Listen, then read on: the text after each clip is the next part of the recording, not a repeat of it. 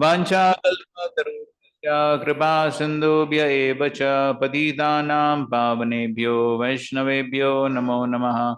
Jai Shri Krishna Chaitanya Prabhu Nityananda Shri Advaita Gadadhar Srivasadi Gaura Bhakta Vrinda. Hare Krishna Krishna Krishna Hare Hare, Hare Rama Rama Rama Hare Hare. Hare Krishna. Some points from yesterday. Let's begin with online. Online, somebody is there? Yes, Prabhuji. Am I audible? Very much. Dhanvat Pranam, Prabhuji. Yes, Prabhuji, Hare Krishna. Actually, There is nothing uninspiring for an advanced devotee. Why? Super Soul gives instruction to a sincere, unalloyed devotee from within. So then what happens? So he is guided. He doesn't feel anything uninspiring, unenthusiastic, and hackneyed. Right. Stereotypes. Everything appears to be ever fresh. Okay, next. Even though Srila Prabhupada was alone in 1966, March 6, you mentioned that letter. So what was significant in the letter? He was feeling that I am ready to go to hell also for my spiritual master, and I have no regrets that I am alone here. Okay, good. Okay, fine. Somebody else? Online? One more? Okay, nobody else. Okay, fine. Kadam Kanpur. When the demigods were offering obeisances and that garlands, we had a good discussion about the importance of offering obeisances and that story which Bhaktivinoda Maharaj and Radhanath Maharaj. Then there is no need to chant also. That was very striking. Okay, good. Thank you. Something else?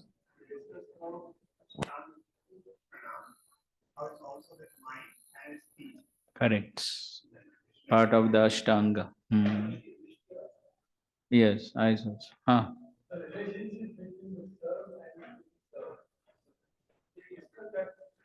Complete the statement.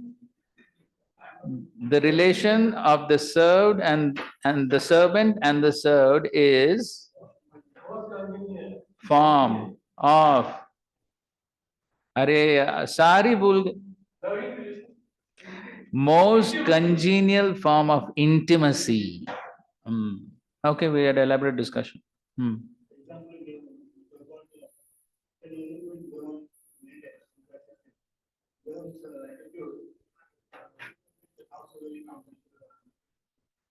Right. So very intimate relation between Srila Prabhupada and his Guru Maharaj. One or two more points?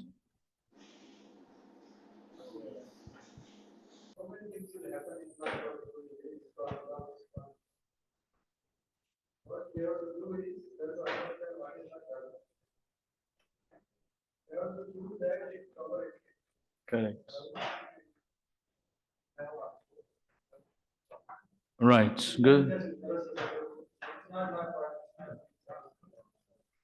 Right, okay, good, thank you.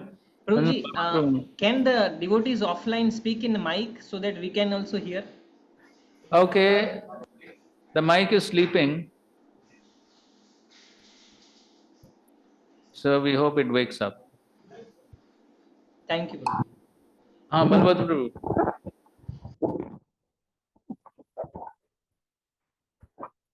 We also discussed between the relationship.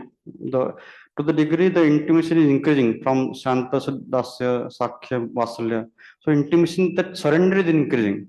Like you give an example of the Yamana Mataji Srila Prabhupada. So much surrender to serve, that to please. And that, you also given that about Malti Mataji. That how much that higher connection is there on a spiritual platform. No materialistic will understand that. Correct. Good, thank you. Yes, so the increase in level of selflessness, that leads to more intimacy.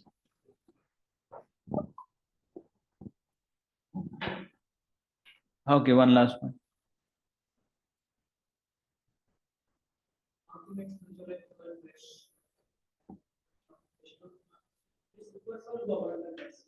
Right, so the super soul makes everything ever fresh. Who can lock up? Who can lock up? Kritibi and Shushushmi. What is the meaning? Yes, culture of hearing.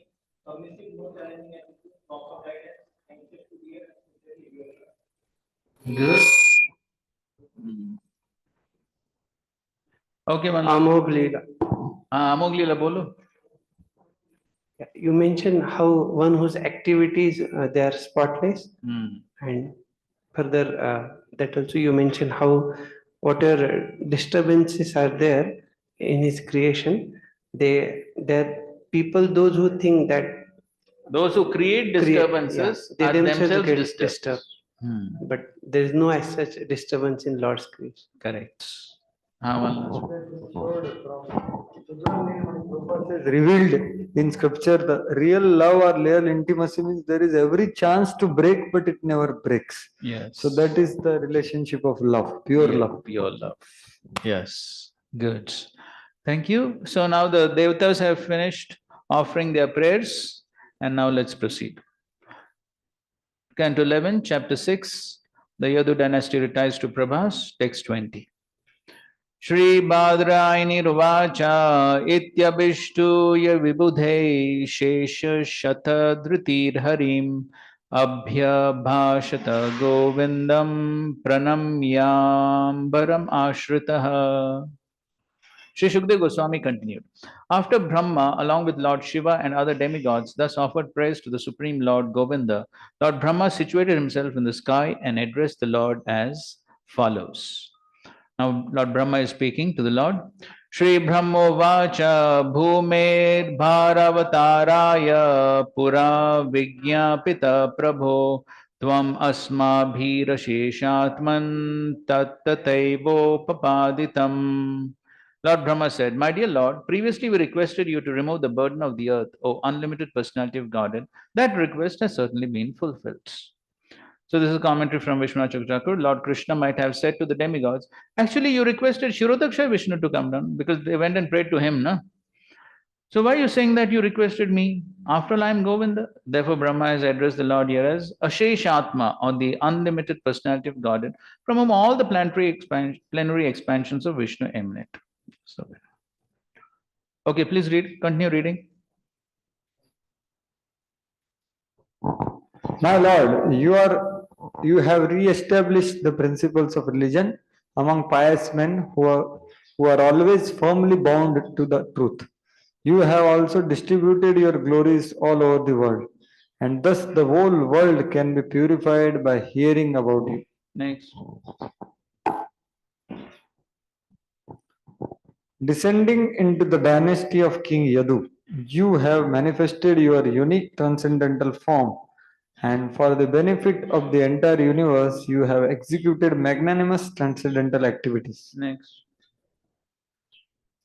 My dear Lord, those pious and saintly persons who in the age of Kali hear about your transcendental activities and also glorify them will easily cross over the darkness of this age. Okay, so the Lord has performed so many pastimes so that we can hear and glorify, and by that the result will be Tarishyanti Anjasa Damaha. That will be the result. If one hears Shrinvanta, Kirtayanta, if one does these things, then one can Tarishyanti Anjasa very easily. One can cross this material world of darkness. Next. O Supreme Personality of Godhead, O my Lord, you have descended into the Yadu dynasty, and thus you have spent 125 autumns with your devotees. Okay. So here is the age, okay. 125 years you stayed. My dear Lord, there is nothing remaining at this time for your Lordship to do on behalf of the demigods.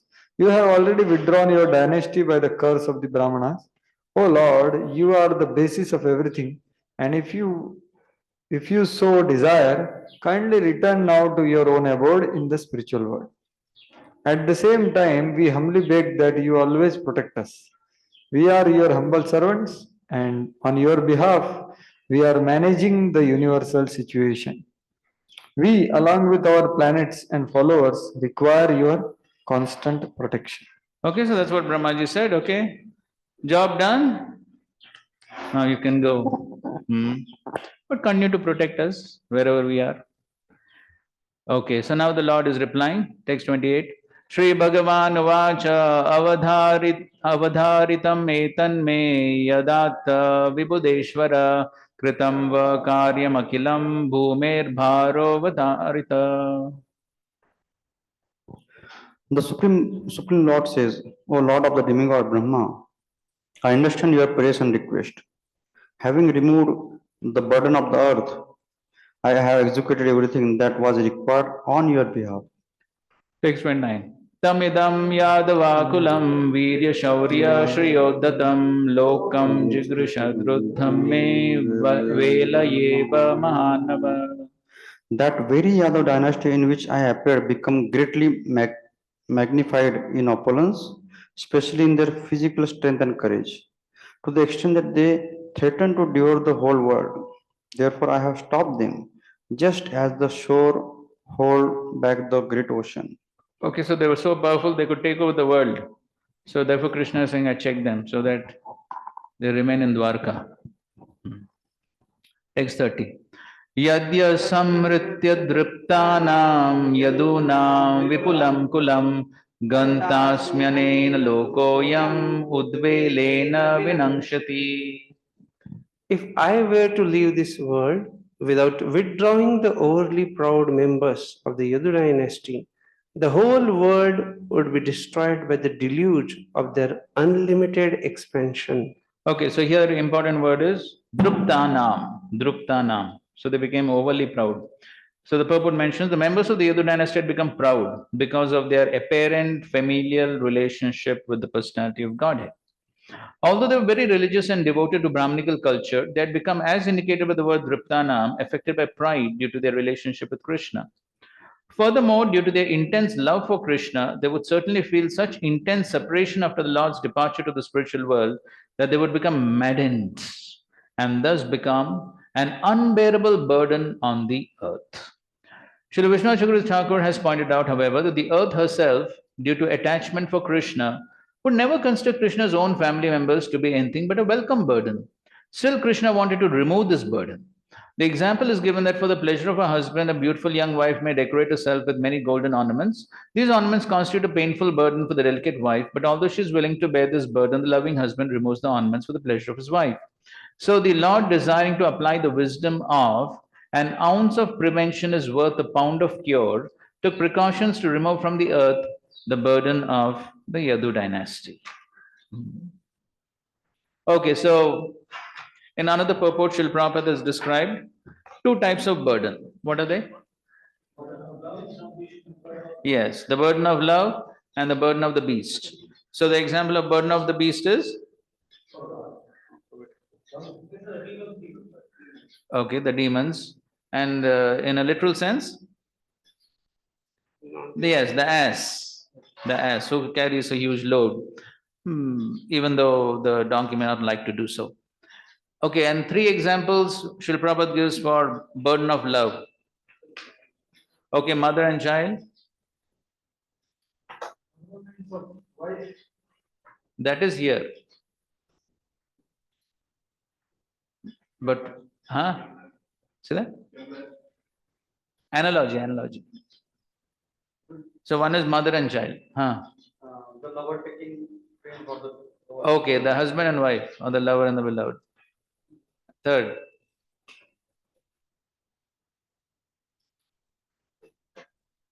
The businessman and his money. So Srila Prabhupada explains the burden of love is such that even though it is a burden, but the person feels pain in the absence of the burden. That is the nature of burden of love. So when the burden is not there, there's a feeling of separation. That is the nature of burden of love. So just like the mother and the child gets up in the middle of the night, starts crying, this, that, something. But if the mother does not have a child, oh, a lady is very much in distress if she doesn't have a child. Similarly, we read the other day, na? The effects of accumulating wealth. We saw, na? So many effects of accumulating wealth. So all those are the effects. So much trouble, shoka, moha, bhaya, krodha, all those are there because of wealth. But if the businessman does not have wealth, then he'll be even more distressed. And similarly, husband and wife. So that is the nature of burden of love. So therefore, in the purports in the third canto, beginning of the third canto, discussion between Uddhava and Vidura. So there it is explained that, so these yadus were actually a burden of love for the earth. Because it's an ornament, because they are Krishna's family. But at the same time, Krishna thought that they may also cause some destruction in the rest of the world. Now, Srila Prabhupada in his lectures, he adds one more point. What is that?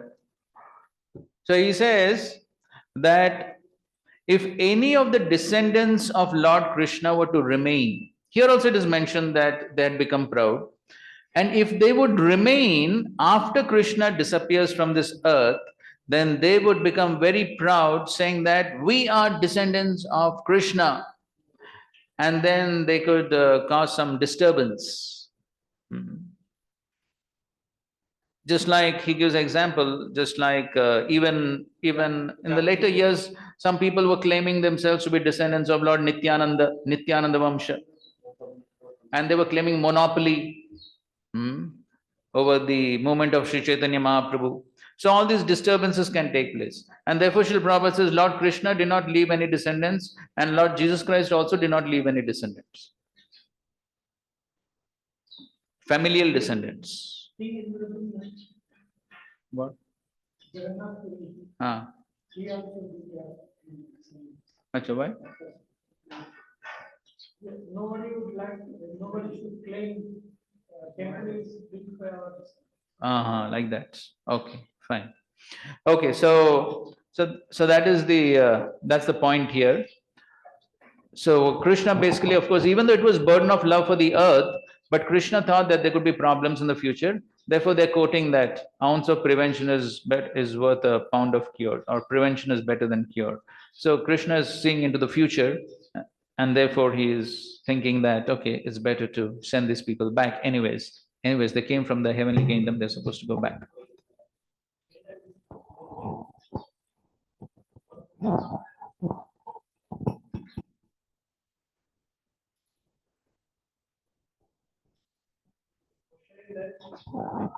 वो ले लो, उनको सुनाई नहीं दे रहा है.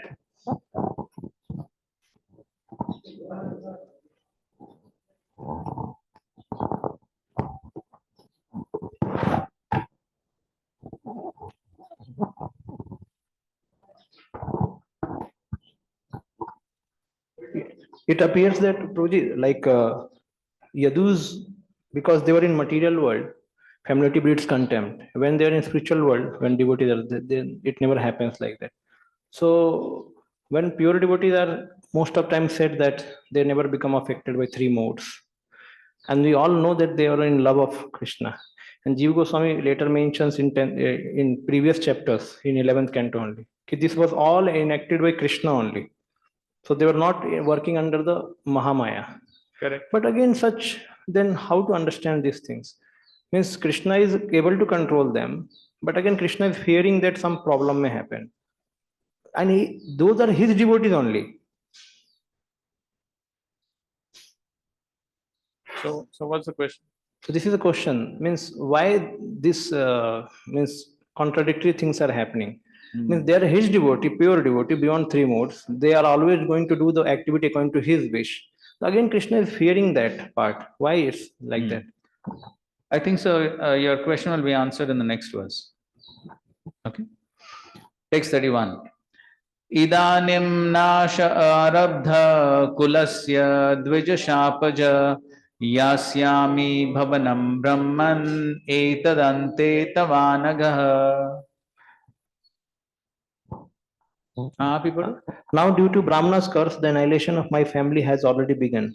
O sinless Brahma, when this annihilation is finished, I am en route to Vaikuntha.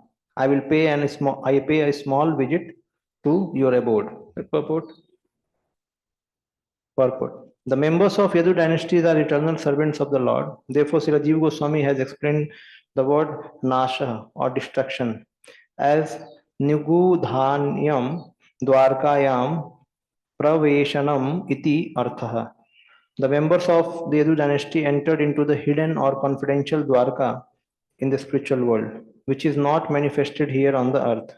In other words, Dwarka, the Lord's abode, is manifest on the earth, and when the earthly Dwarka is apparently removed, the eternal Dwarka in the spiritual world remains as it is.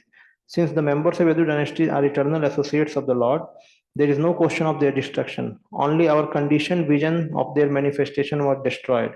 This is the meaning of the word nasaha. Okay. So this is one viewpoint that is being spoken here. And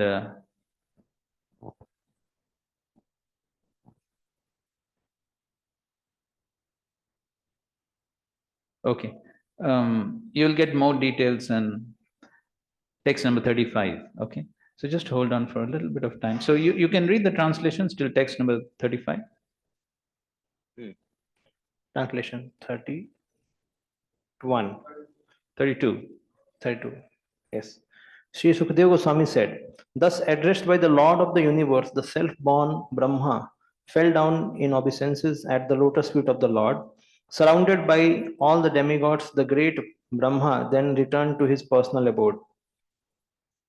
Thereafter, the personality of Godhead observed that tremendous disturbances were taking place in the holy city of Dwarka.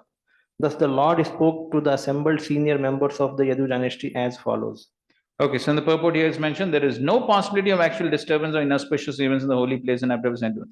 The so-called disturbance in Dwarka were directly enacted by the personality of Godhead for his own auspicious purpose. Okay, so the whole thing is being enacted by the Supreme Lord. Fine, continue. The Supreme Personality of Godhead said, our dynasty has been cursed by the Brahmanas. Such a curse is impossible to counteract, and thus great disturbances are appearing everywhere around us. Now 35. Okay, let's recite. Na vastavyam ihasmabhir jiji vishibur aryaka prabhasam su mahat punyam yasyamo deva machiram. My dear respected elders, we must not remain any longer in this place if we wish to keep our lives intact. Let us go this very day to the most pious place, Prabhasa. We have no time to delay. Read the first two paragraphs of the book.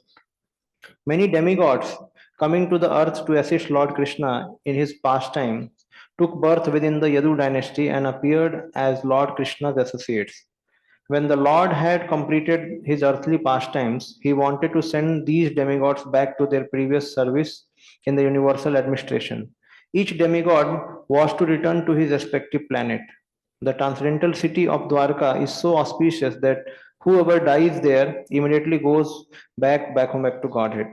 But because the demigod members of the Yadu dynasty in many cases were not yet prepared to go back to Godhead, they had to die outside the city of Dwarka. Thus, the Lord Krishna, pretending to be an ordinary living being, said, we are all in danger. Let us immediately go to Prabhas. In this way, by his Yogmaya, Krishna bewildered such demigod members of Yadu dynasty and led them away to the holy place, Prabhas. Since Dwarka is a Parama Mangala, the most auspicious place, not even an imitation of inauspiciousness can take place there. Actually, Lord Krishna's pastime of removing the Yadu dynasty is ultimately auspicious. But since it is outwardly appeared inauspicious, it could not take place in Dwarka. Therefore, Lord Krishna led the Yadu away from Dwarka. After having sent the demigods back to their planets, Lord Krishna planned to return to the spiritual world Vaikuntha in his original form and remain in the eternal city of Dwarka. Okay, you got an answer to your question? This I knew earlier, but I'm again asking same thing.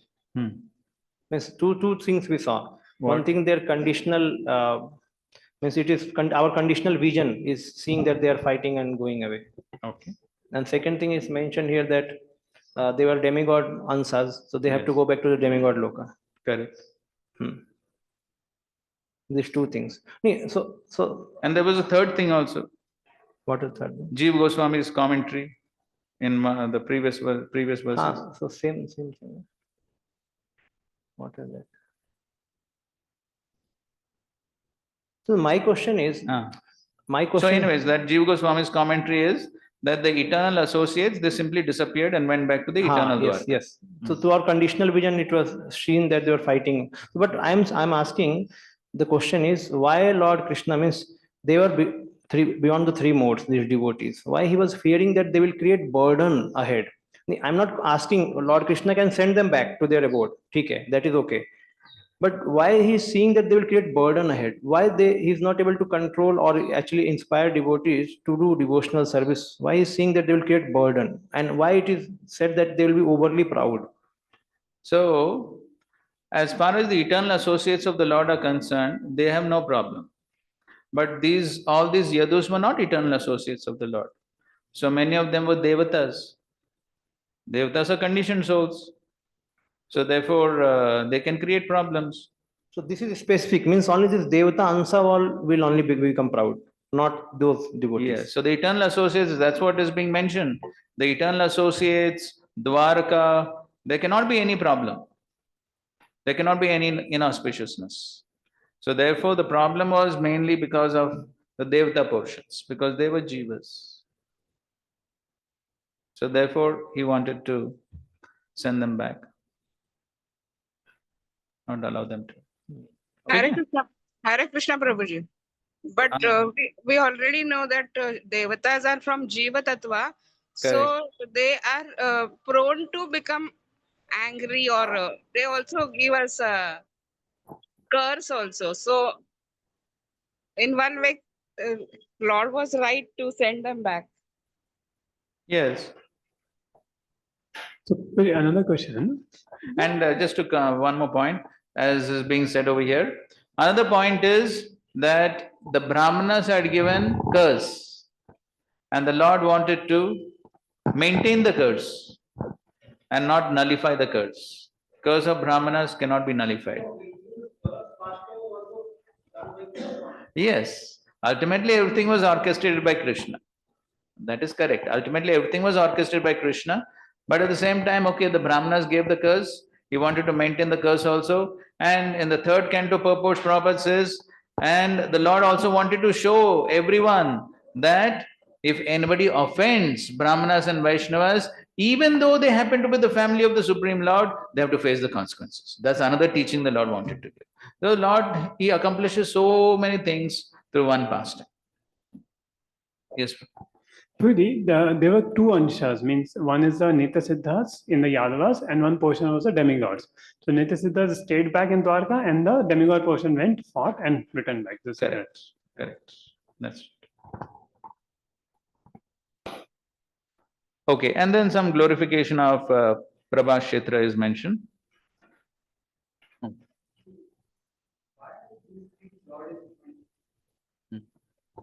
This is told in third canto and 11th canto. This why is such complicated thing. Actually, there was no inauspicious. There was no fight. Actually, there's no question of any massacre which happened. It was all magic show. Nothing inauspicious, as Prabhupada says. So why did it was shown? So that is told that it is Asuri Mohan Leela. That Lord wanted. So I think in here only purport it will come in future, or I don't know where. But Vishwanath Chakravarti Thakur explains that whole talk between Kali and Krishna. That doesn't come here. It's there, Prabhuji. Means okay, maybe either this or next chapter somewhere. Okay. Its whole talk is there. The whole thing cut short is Kali comes to Krishna and he says, now my time is there. Then Krishna starts thinking what to do. Because now if I leave, I have destroyed the negative. So the neutral will become devotees by seeing the devotees in separation, and the devotees will go in ecstasy of separation. So Satyayug will come. So I have to do something by which Kali can come. Okay. So I will do something for that. So then he engineered this pastime of Maushala Leela. Like that Srila Vishwanath Chakravarti Thakur explains actually. So, and it will be described later in by Vaishampayan, and it will be experienced by Arjuna, and so on. And then Shankaracharya will further fluff it, and then there will be a lot of criticism, and then Kali will come. So this very beautiful purport Srila Vishwanath Thakur writes. Good.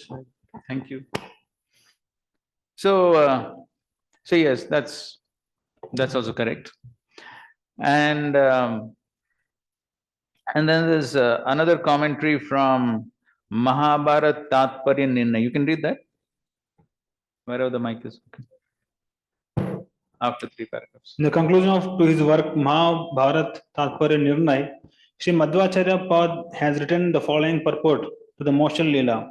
The Supreme Personality of Godhead, in order to bewilder the demons and ensure that the word of his own devotees and of the Brahmanas be maintained, created a body of material energy into which the arrow was shot. But the Lord's actual form, four-armed form, was never touched by the arrow of Jara, who is actually the Lord's devotee Bhrigu Rishi. In a previous age, Bhrigu Muni had placed his foot on the chest of Lord Vishnu. In order to counteract the offense of improperly placing his foot on the Lord's chest, Bhrigu had to take birth as a degraded hunter. But even though a great devotee willingly accepts such a low birth, the personality of Godhead cannot tolerate seeing his devotee in such a fallen condition. Thus, the personality of Godhead arranged that at the end of Dwapar Yuga, when the Lord was winding up his manifest pastimes, his devotee Bhrigu, in the form of the hunter Jara, would cast the arrow into a material body created by the Lord's illusory energy. Thus, the hunter would become remorseful, gain release from his degraded birth, and to go back to Vaikuntha Loka. Therefore, to please his devotee Bhrigu and to confuse the demons, the Supreme Lord manifested his Moshal Leela at Prabhas. But it should be understood that this is an illusory pastime. The personality of Godhead, Lord Krishna, from his very appearance on the earth, did not manifest any of the mental qualities of ordinary human beings. The Lord did not appear from the womb of his mother. Rather, by his inconceivable power, he descended into the maternity room. At the time of his giving up this mortal world, he similarly manifested an illusory situation for the sake of bewildering the demons. To bewilder the non-devotees, the Lord created an illusory body out of his material energy, while simultaneously remaining personally in his own Satchidananda body, and thus he manifested the downfall of an illusory material form. This pretense effectively bewildered foolish demons, but Lord Krishna's actual transcendental eternal body of bliss never experienced death. Okay, so this is another reason. Okay, so we find so many angles to the pastime. And so the Lord accomplishes so many things. So on another part of this pastime is his mercy on Bhrigu. So in this way, there are so many angles and so many reasons why the Lord performs his pastimes. Okay, fine.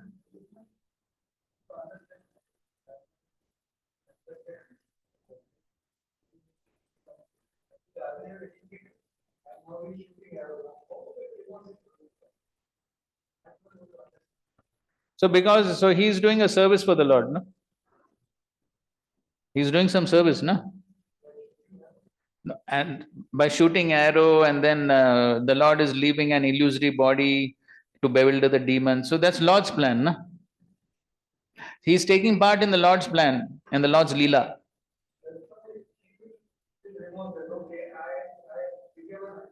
Yes, he'll feel remorse also. And of course, he laments. This comes later on in the 11th canto, towards the end of the 11th canto. So there that comes. And at the same time, he's taking part in the Lord's Leela also. And that's how he gets purified and he'll be delivered.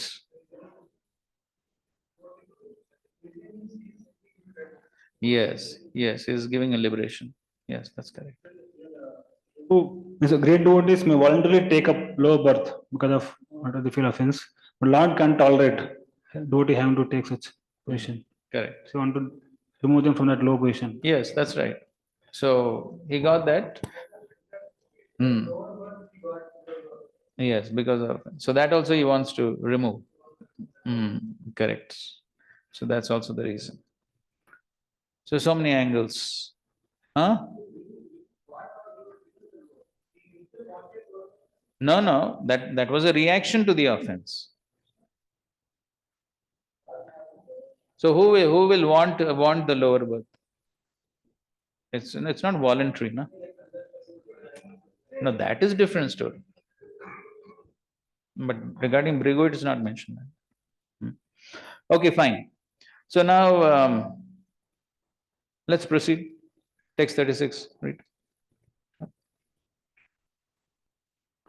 Once the moon was afflicted with consumption because of the curse of Daksha, but just by taking bath at Prabhas Kshetra, the moon was immediately freed from his sinful reaction and again resumed the waxing of his faces. Okay, the Lord is convincing his family members the glories of Prabhashetra. So I don't know this pastime. Anyone knows this pastime? What is this? The moon was afflicted with the curse of Daksha. That a pastime we know. Which that because he was treating Rohini very nicely and neglecting other wives. Who? As, moon, Chandra. So therefore Daksha calls him that you come with consumption. Due to which he got, but again he revived back at Prabhashetra. So this is mentioned, the first part of the story is mentioned the 11th canto or the 9th canto. That Daksha had cursed moon because of neglecting the others 26 wives. Oh. Probably this comes, I think, in the 4th canto also, no? When Narad Muni is explaining to King Chinabari about this power of holy places, and where Prabhupada is actually highlighting that just as the moon was freed from Daksha's curse by bathing in this Prabhas Kshetra, then even living entity, though they are afflicted by some material reactions, can be purified by, engaging in Krishna consciousness. Because this Daksha had cursed this moon god with this consumption of some tuberculosis or something. And it had made him vain, and the moon had lost his strength. But when this moon, he bathed in Prabhas Kshetra, then he was immediately relieved from that curse. So the Tirtha ka actually importance batane ke liye. Yes, mainly it is importance of the Tirtha. Right. Okay, fine. Next, 37, 38. By bathing as Prabhas Kshetra, by offering sacrifice there to placate the forefathers and demigods, by feeding the worshipful Brahmanas with various delicious foodstuffs, and by bestowing opulent gifts upon them as the most suitable candidates for charity, will certainly cross over this terrible dangers through such acts of charity, just as one can cross over a great ocean in a suitable boat. Okay, so these are the verses he's describing about the glories of Prabhas Kshetra, and that's how he's inspiring them to go to Prabhas. Next. Sukadeva Goswami said, O favorite son of the Kurus, thus advised by the personality of Godhead, the Yadavas made up their mind to go to that holy place, Prabhas Kshetra, and thus yoked their horses to their chariots. Continue. My dear King, Uddhava was a constantly faithful follower of Lord Krishna. Upon seeing the imminent departure of the Yadavas, hearing from them the Lord's instructions, and taking note of the fearful omens, he approached the personality of Godhead in a private place. He bowed down with his head in the lotus feet of supreme control of the universe, and with folded hands addressed him as follows. Purport. According to Sri Jiva Goswami, there cannot be any actual disturbance in the Lord's own abode. The great disasters apparently occurring in Dwarka were an external show created by the Lord to facilitate his pastimes. We can understand the pastimes of Krishna only by hearing from recognized Acharya. Lord Krishna is not a mundane historical figure, and the activities cannot be confined within the tiny limits of material logic. Lord Krishna's pastimes are an exhibition of his Achintya Shakti or inconceivable potency, which functions according to higher spiritual laws, unknown to blind, conditioned souls in their petty material logic. Okay. So this point we had discussed in detail about how Achintya Shakti. So it's not possible for us to understand everything. So therefore we simply accept from the Acharyas, whatever they say. Okay, so now Uddhava is speaking. Shri Uddhava Vacha Deva Devesha Yogesha Punya Shravana Kirtana Samrityai Tat Kulam Nonam Lokam Santyakshayate Bhavana Viprashapam Samartopi Pratyahanna Yadishvaraha. Shri Uddhav said, O my Lord, O Supreme God among all the demigods, real piety is invoked simply by hearing and chanting your transcendental glories. My Lord, it appears that you will now withdraw your dynasty, and thus you yourself will finally give up your pastimes within this universe. You are the supreme controller and the master of all mystic power. But although you are fully capable of counteracting the Brahmana's curse against your dynasty, you are not doing so, and your disappearance is imminent. Yes. So here he's mentioning that actually you could have counteracted the curse also, but you're not doing so because that is ultimately your plan. So here in the second paragraph it's mentioned Krishna is addressed as Deva Deva, or the supreme god among the gods, because he expertly solved all the problems of demigods by his incarnation in the universe. Because they requested him to come to solve the problems, and he came.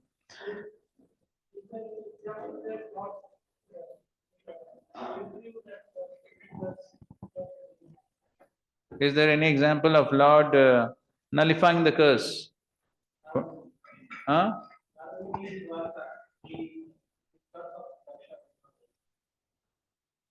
Oh, in Dwarka. Yes, the curse was not effective in Dwarka. That's correct. Yes. Huh? Okay. Yes, that's also correct. Prishudra. Yes, but he performed intense devotional service and purified himself. So the curse did not act. Of course, the Lord did not nullify, but in one sense, of course, indirectly, yes.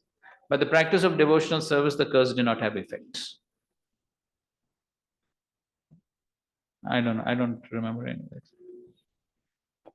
Okay. So the Lord rid the world of demons and firmly established both his devotees and religious principles. Lord Krishna is addressed here as Yogesha because he not only performed work on behalf of the demigods, but also revealed his beautiful transcendental form full of transcendental qualities and ecstasies for the pleasure of his pure devotees. Krishna is called Punya Shravana Kirtana because when by his internal mystic potency he exhibited his human-like activities, the Lord stimulated the writing of innumerable Vedic scriptures about his pastimes. Thus, persons who would be born in the future like ourselves would be able to hear and chant about the Lord's activities and also go back home, back to Godhead.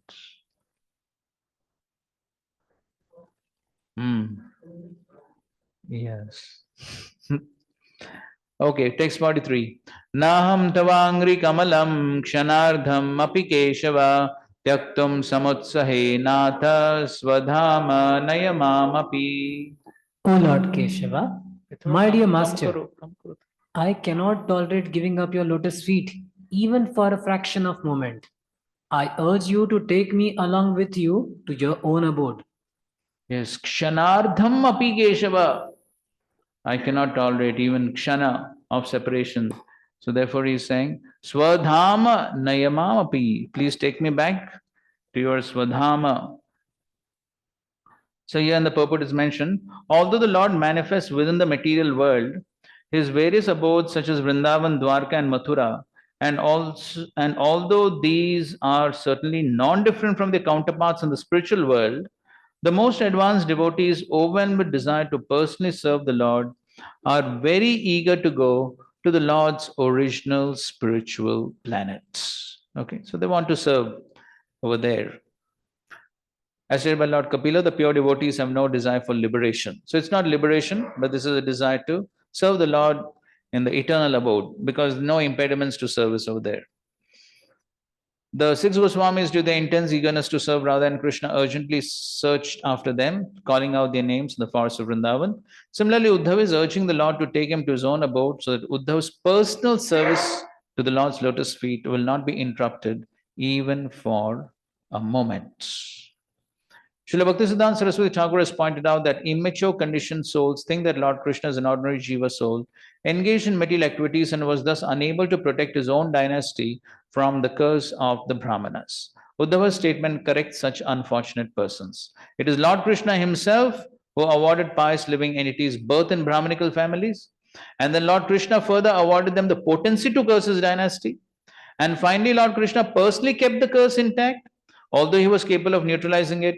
Therefore, in the beginning, middle, and end, directly and indirectly, in the past, present, and future, Lord Krishna is the absolute truth, Supreme Personality of Godhead, and he is completely transcendental to even the slightest touch of material illusion or importance. So ultimately, the whole pastime has been orchestrated by Supreme Lord himself. Therefore, in the third canto purports, In third canto also this Leela is described. So there, so at least 3-4 times Prabhupada repeats the same point, that this has been arranged by the Supreme Lord himself. So he repeats that point, so that is very clear. Otherwise, all these things cannot happen to the Yadus.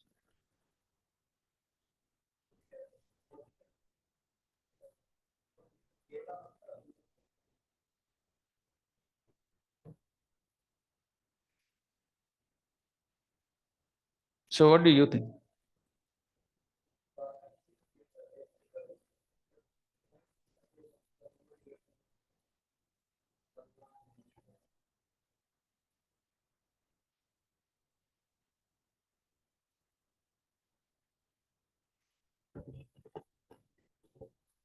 Of course, Keval Bhakti, the example for Keval Bhakti which Rupa Goswami gives is Keval Prem, is basically the gopis. So, so definitely, and that is what Lord Krishna also wanted to teach Uddhav by sending him to Vrindavan and seeing the Kevala Prem of the gopis. So definitely, Uddhav is he has prema, but definitely he has Aishwarya Gyan. So Mahatmya Gyan Prema. So he has full knowledge of the Lord's opulences. So that is Uddhav's situation. That is why he sent him to Vrindavan, isn't it? So you're quoting that verse, but then in that verse, Shankarshan, Shri, all of them are in Aishwarya only, no? Huh?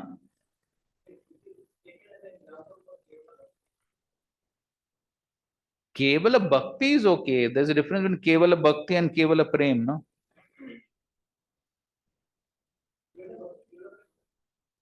Yes.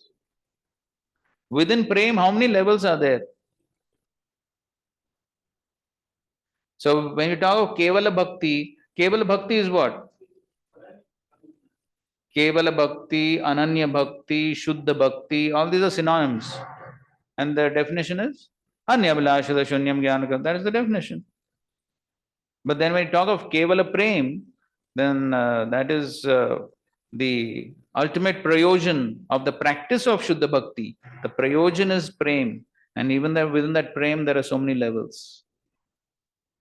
So Kevala Prem is the highest level of Prem of the gopis. ठीक है ना? Okay.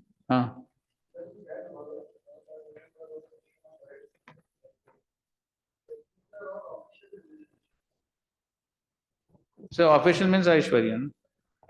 Yeah, but Uddhava is also having Aishwarya, but he's a devotee. So they are all devotees, but then so I can just read as it is what he says. I was just trying to search that. Yeah, Sridhar Swami says, how much is a devotee dear to you?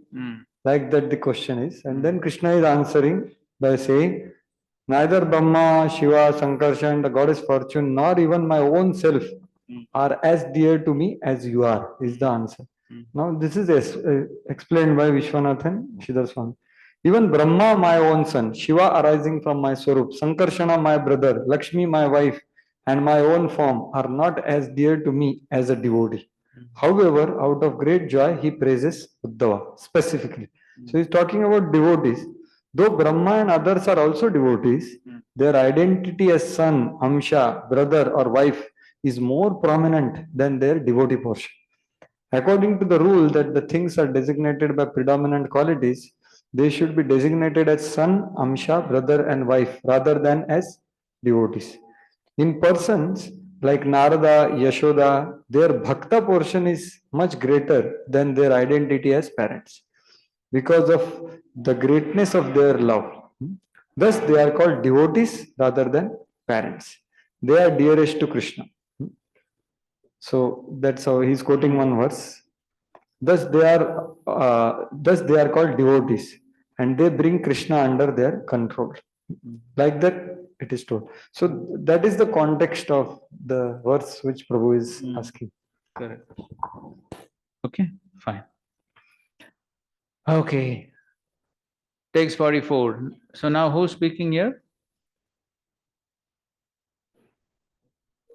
Yes. Uddhava is speaking to Krishna. Text 44. Tava vikriditam Krishna nrinam paramamangalam karna piyusham asadya tyajantyanya spriham janaha. Oh, my dear Krishna, your pastimes are supremely auspicious for mankind and are an intoxicating beverage for the ears. Tasting such pastimes, people forget their desires for other things. Okay, so he's saying if they taste these pastimes, karna piyusham, then tyajanti anya spriham, then they can give up all other material desires. 45. Shayyasanatana sthana snana kridashanadishu katam tvam priyamatmanam vayam bhaktasya jemahi. My dear Lord, you are the supreme soul, and thus you are the most dear to us. We are your devotees, and how can we possibly reject you or live without you even for a moment?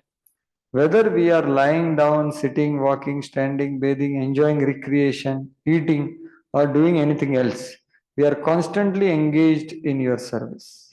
Text 46.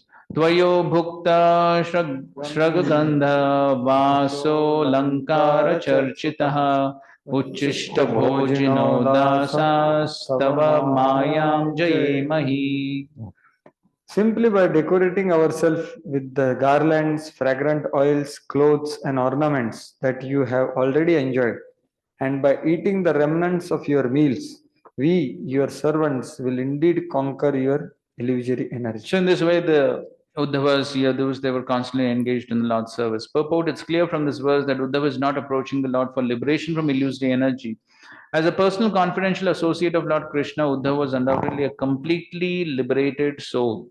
He is praying to the Lord because he cannot bear the thought of living without Krishna even for a moment. This feeling is called love of God. So, love and separation. 47. One question. Previous verse is mentioned that about Shayya, Asana, and all that. So, if you can see the translator, there is enjoying recreation. And yesterday we heard Mukti, Mukti, Spruhayavat, Pishachi Ridhi Vartate. So, what is this? And this is all done as service.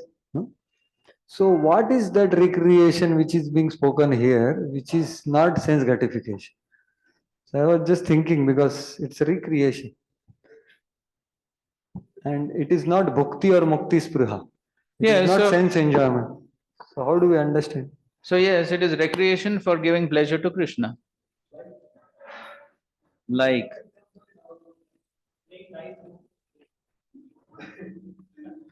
Krishna was playing dice.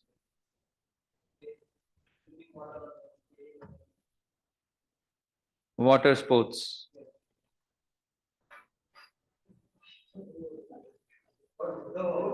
Huh? No. With all his devotees, he performs these pastimes, no?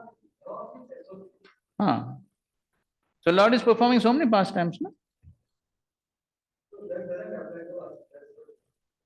Our pastimes are controlled by Maya, Mahamaya.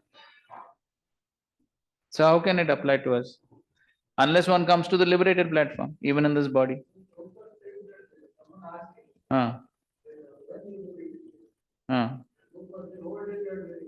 Correct, exactly.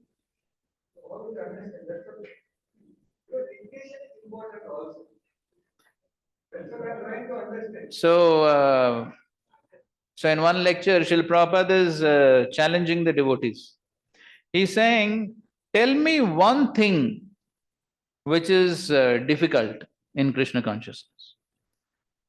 We rise early in the morning, we chant and dance, we chant the holy names, that is enjoyable. We hear Bhagavatam, that is also enjoyable. Then after hearing Bhagavatam class, we take prasadam, that is enjoyable. What is difficult? So everything is recreation. So recreation means what? Whatever is enjoyable is called recreation, correct? So what is not recreation for a devotee? For a devotee, everything is recreation.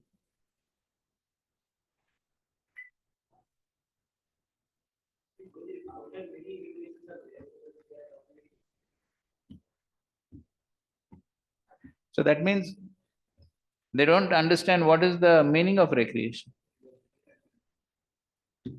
Ultimately, what is the purpose of recreation?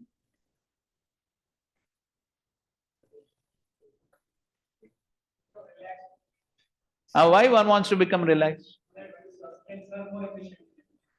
Okay, that's another part. But why one wants to be relaxed, recreate? What's the ultimate purpose? Yeah. Ultimately, everyone wants happiness. That is the purpose. So then, what in Krishna consciousness does not give happiness?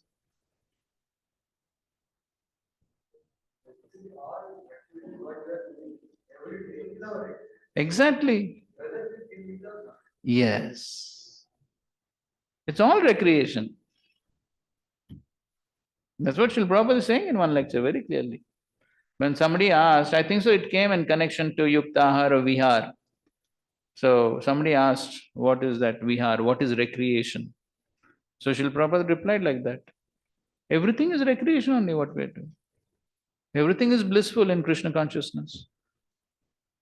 So if we are not feeling that happiness, then where is the problem?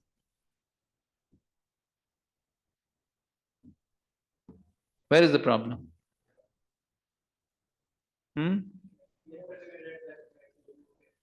Yes. Yes. The problem is in our own practices. Huh? Yes. Otherwise, everything in Krishna consciousness is recreation because it is pleasurable. The soul is blissful by these activities. Chicken.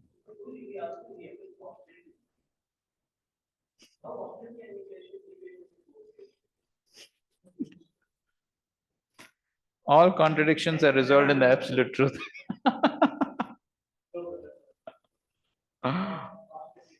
So yes. So why is it an austerity? Yes, exactly. So in the beginning it is austerity. Why in the beginning it's austerity? Yes, exactly. Because we are conditioned to material enjoyment and thinking that to be happy state.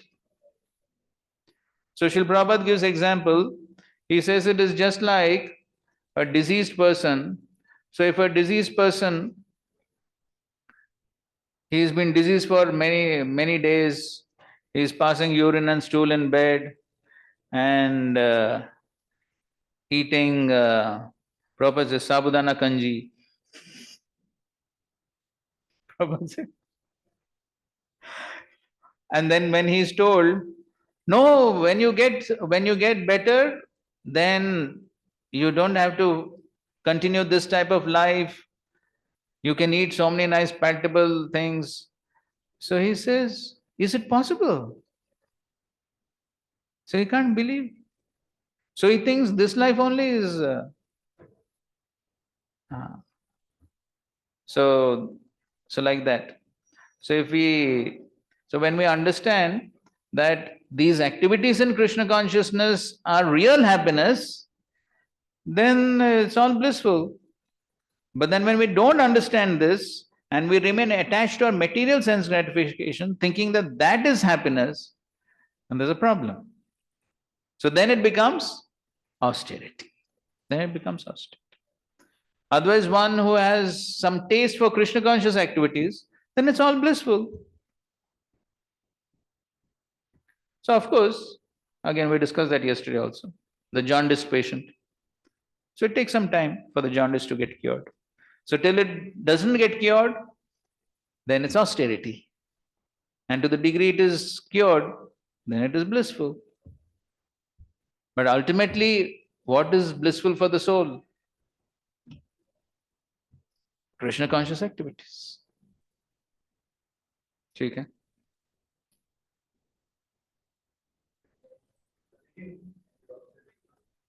So many years also. So many years, how many? That beginning is word is only appears to be small. That's what beginning is very relative word. Exactly, that's what I want to clarify. It's a relative word. The what Prabhupada is experiencing is If we see that today morning I am chanting Hare Krishna, so I'm feeling sleepy. If it would have been recreation, there is no question of like while recreating you can't sleep, right? Or you're hearing or doing some other thing related to Krishna, then how is it possible to touch mode of ignorance? So that's what, no? So because we are not purified, so therefore we are having this trouble. So what to do? Because it's What to do? very rare to continue to take the sugar candy. So that we are doing, bro. But so good enough. So हम होंगे कामयाब एक दिन. Correct. Dhairya, dhairya, dhairya. That's all. Of course, I should not judge, but that's another problem. Yeah.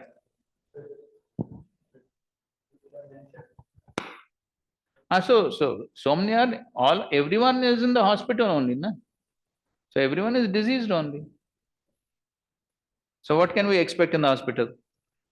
In the hospital, what can we expect? You expect diseased people only. So therefore, patiently continue on taking the treatment. One day everything will become recreation.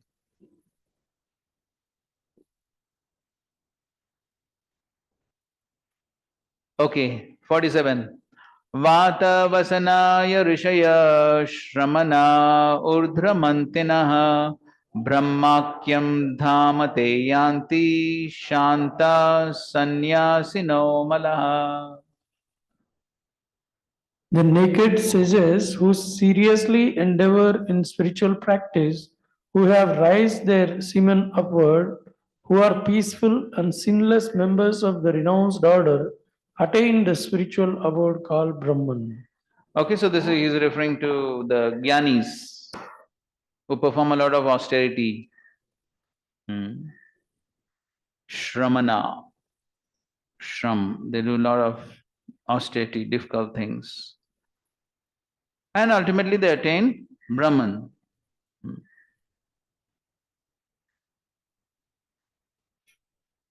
So they're quoting from the 12th chapter of the Gita, Kleshodikatrastesham avyakta sakta chetasam.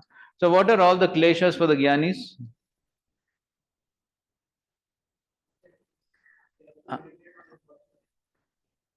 So they have to meditate on the impersonal. So what's difficult? Okay, meditating on the impersonal is difficult. Why? No Ananda. Only Sat is there. No, that is correct. But why meditating on the impersonal is difficult?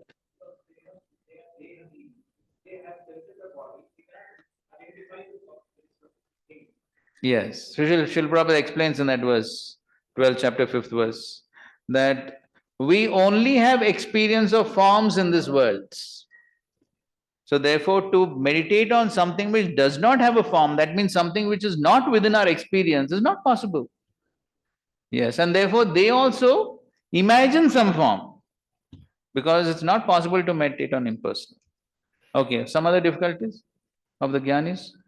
Even if they see this object, they have to say no, no, no. Even if they have desire, they can't. Okay, forced austerity. Okay, Falgu Vairagya. What else? Is achieving that.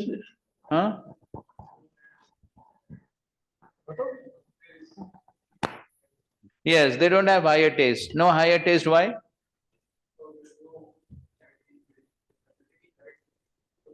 Yes, because there is no serving the lotus feet of the Supreme Lord. That service is not there. So therefore there's no higher taste. It is worse than going to hell. Why? Why? In hell, some suffering and then come back to earth. Oh, really? But Brahman, lot of time they will stay there. They'll also come back. After a long time.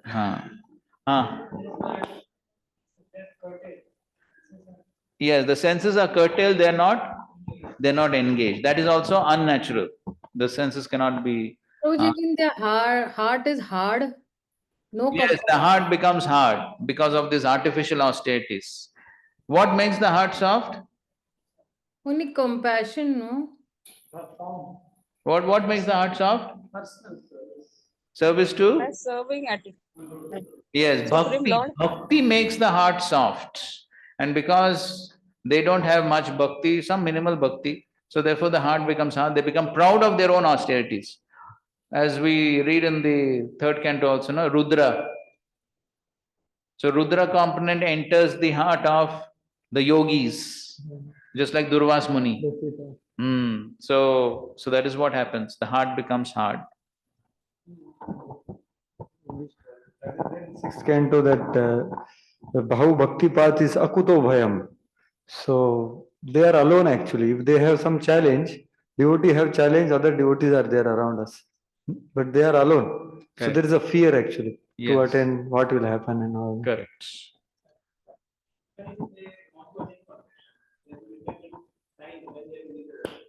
Yes, at the time of leaving the body, they have to decide the time. Yes.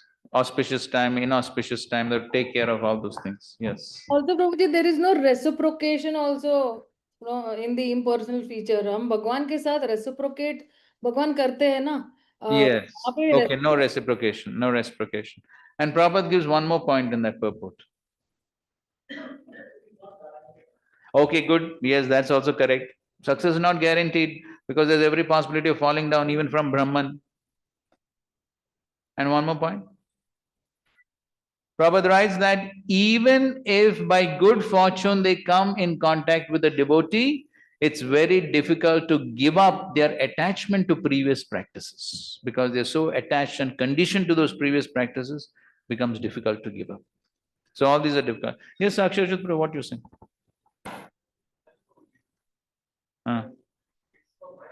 Yes, Mayavadis. Mayavadis go to hell.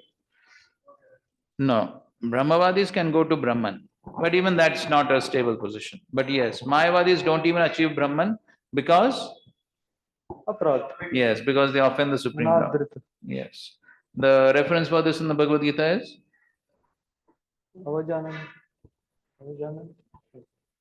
Avajananti Mamuda. That is correct, but where in that verse it is not said, the destination is not. The next verse. Mogasha Moga. Yes, yes, that is telling about if there's no bhakti, then that is the result. Also, there is no protection from the Supreme Lord for these people. Yes. No protection from the Supreme Lord. Yes, no protection. Correct. As Prabhu said, that these all negative things are, some of them are applicable only to Mayavadis, not the impersonalists. No, all of them are applicable to all the. Because Bhagavad Gita is speaking about they realize Paramatma. So their heart may not be as soft as a devotee, I agree with that. But they are Sarva Bhuta Hitarataha. Krishna is saying in Bhagavad Gita. They are able to see Krishna means super soul. You're talking about the yogis, no? Means anyone who is approaching liberation, yoga, Ashtanga yoga is one path or Jnana yoga. But the point is they have to come to that realization that Paramatma is there in everyone's heart. Now, what is that? Brahmana, Gavi, Hastini, Shuni, Cheva, Swapakicha. So they can't do harm to others actually. So that way, when we say that they don't have higher taste, I doubt because they leave everything of this world and they go to Himalayas. So they do have some higher taste. That's why they are giving up. Because they do have some higher taste. That is correct. So that Krishna explains in the 5th chapter, no? Yes. What is that? Once they attain, they don't want to give it up and all that. No, he talks about that the happiness is within. What is that? Antaramas, antar. So some 3-4 antar it comes. Yes. So they definitely experience happiness within. There is Brahmananda, no? Exactly. Means so Brahmananda is there. It's very high. Means yes. So Brahmananda is definitely there. So who's denying it? So there is some higher taste. Therefore, they're able to give up everything and perform such severe austerities. So there is some higher taste, but still that does not give satisfaction to the soul.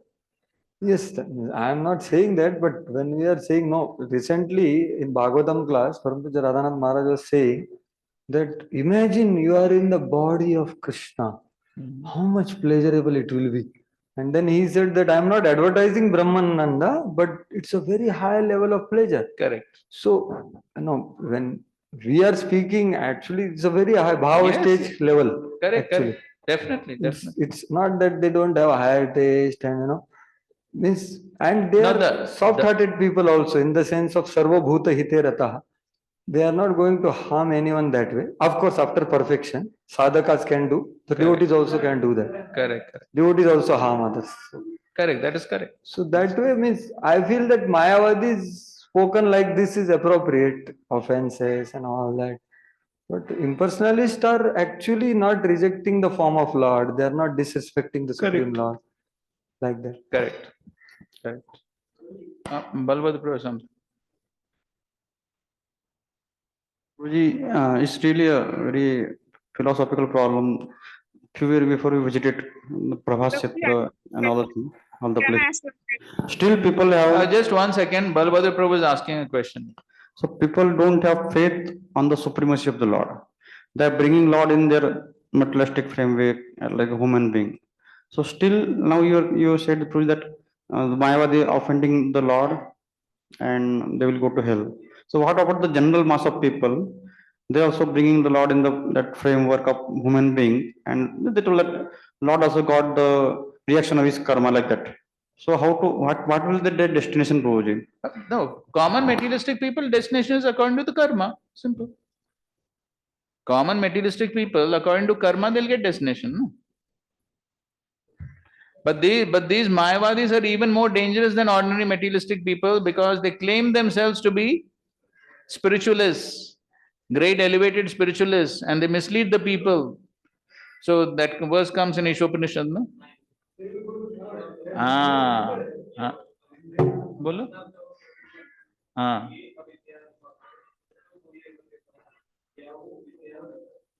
Correct. Meaning?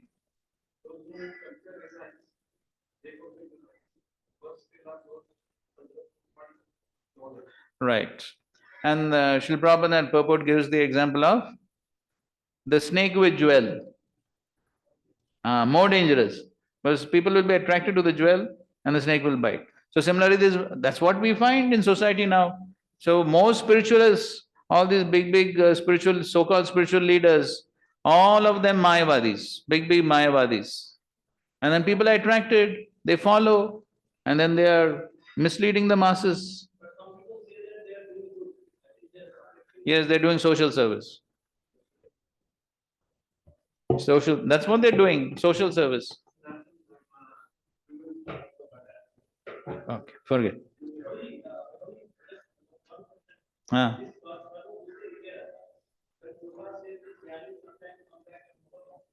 Mayavadis.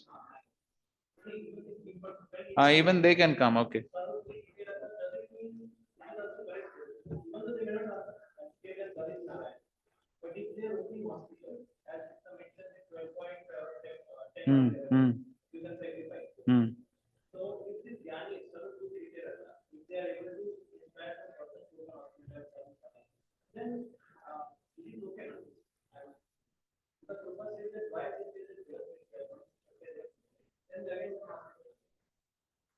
Why? Because they don't get taste.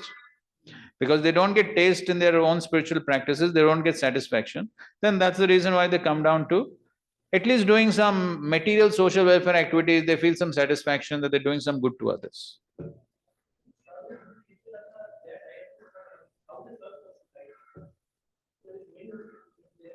See, basically the point there is that they're able to see the presence of the soul, super soul in all the living entities. And so therefore, they will not harm them, they will not kill them, at least that they will not do. Na? But then that is definitely applicable only to the you can say Brahmavadi impersonalists. But as far as Mayavadis are concerned, Prabhupada again he says, why they are killing goat Narayan and feeding Darid Narayan? So these Mayavadis are all hodgepodge, useless, bogus thing.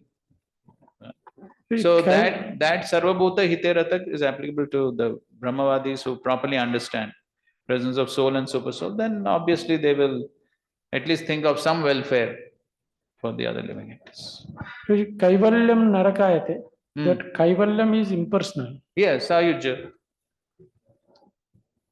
Sayujya Mukti is considered by a devotee. Hellish. Because there is no service to Krishna. Yes, service to the Lord. Okay, let's proceed ahead.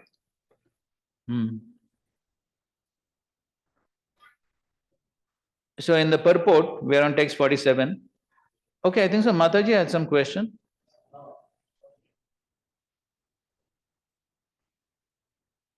Hare Krishna. Yes. Am I audible? Yes. I wanted to ask, what is that slight difference? That is what I wanted to ask, and you answered that Brahmavadis, they are to some extent they are in a service mood or maybe, but Mayavadis consider themselves to be spiritualists in what sense? Okay, so the main difference between the Brahmavadis and Mayavadis is the Brahmavadis don't offend the Supreme Lord. When he comes into this world, they do accept that the form of the Lord is transcendental.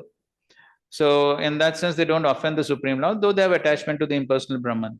But the Mayavadis, the very word Mayavadis means they consider the form of the Lord to be Maya, material. And that is the great offense. And that is why they have to go to hell for that offense. Okay? Yes, thank you. Think Krishna to be ordinary person. Because the Avjanati formula applies to that. Yes. Yes. Yes. Yes. But there's nobody innocent. But the point is that, see, somebody may be just ignorant. But the Mayavadis, they do know the philosophy, they have knowledge, but at the same time, they are having this offensive mentality. And not only that, but they're also propagating it.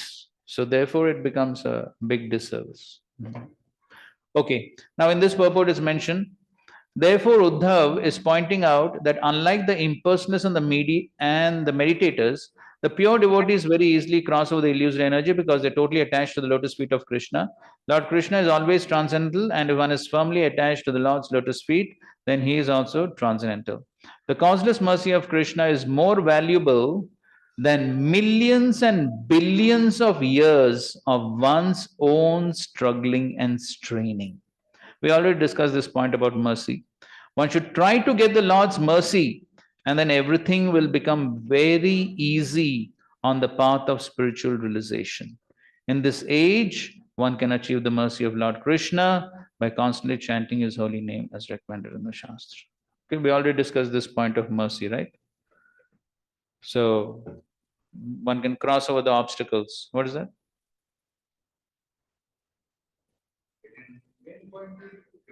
1858.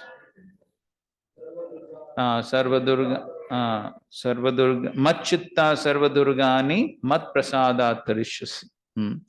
So, and in this context, we can also quote that verse from the teachings of the four Kumaras, Sanat Kumar especially, to Prithu Maharaj, 4th canto, 22nd chapter, 39th verse. Yatpada Pankaja Palasha Vilasa Karmashayam Gratitamudgratayanti Santa Tadvanna Riktamatayo Yatayopi Ruddha Shroto Ganastamaranam Bhajavasudevam. So Riktamataya, in that verse, Riktamataya refers to, yes, the Jnanis and Yogis. Their mati is empty, Rikta. Why? There is no devotion. There is no devotion. Okay, some devotion, but not much. And so therefore, for them, to control the mind and senses becomes very difficult. Yes. Karmashayam gratitam. This karmashayam is like a hard knot, the desire for fruitive activities. Karmashayam gratitam udgratiyanti santa. So to cut off that knot, very difficult. And also Shroto Ganas, the waves of sense gratification. They're flowing like the unlimited waves of the ocean or the river. So therefore, for the Jnanis and Yogis, it is not possible. So Prabhupada raises a question, okay, Jnanis and Yogis cannot stop the waves of sense gratification. Is it possible for devotees? How? Huh? What he writes?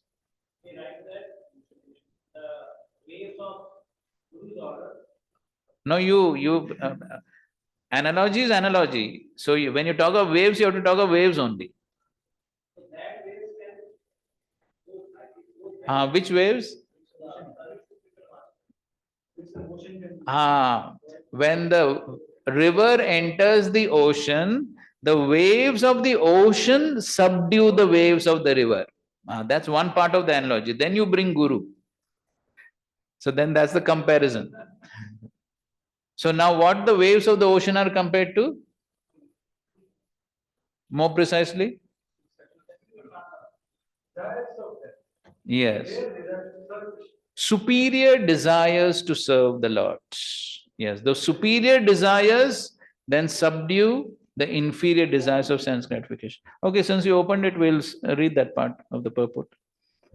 Yad pada pankaja palasha vilasa. It is vilas, recreation. Recreation. Hey, see the word to word for vilas. What is vilas? See, enjoyment. That is recreation.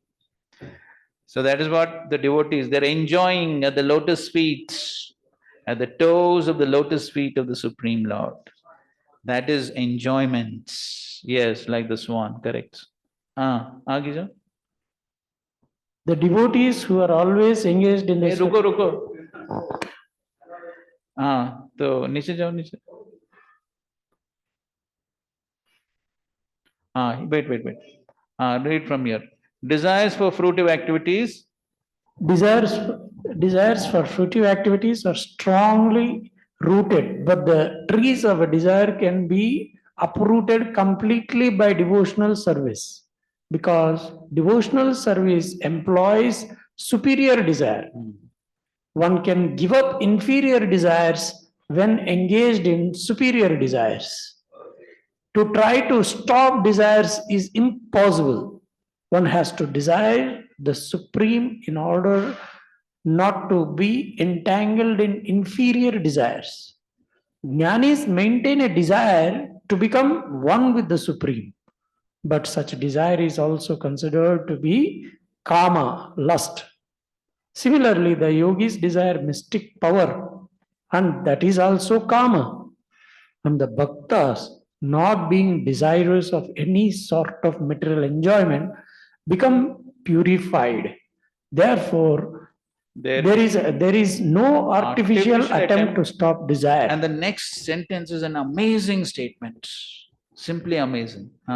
Desire becomes a source of spiritual enjoyment under the protection of the toes of the lotus feet of the Lord. Yes, desire becomes a source of spiritual enjoyment under the protection of the toes of the lotus feet of the Lord. Purport. Give purport. The desires, even if we desire to serve Krishna, that will give us satisfaction. Okay. The Lord fulfills that desire. Okay. Give to Sri Guru Prabhu using some meditation.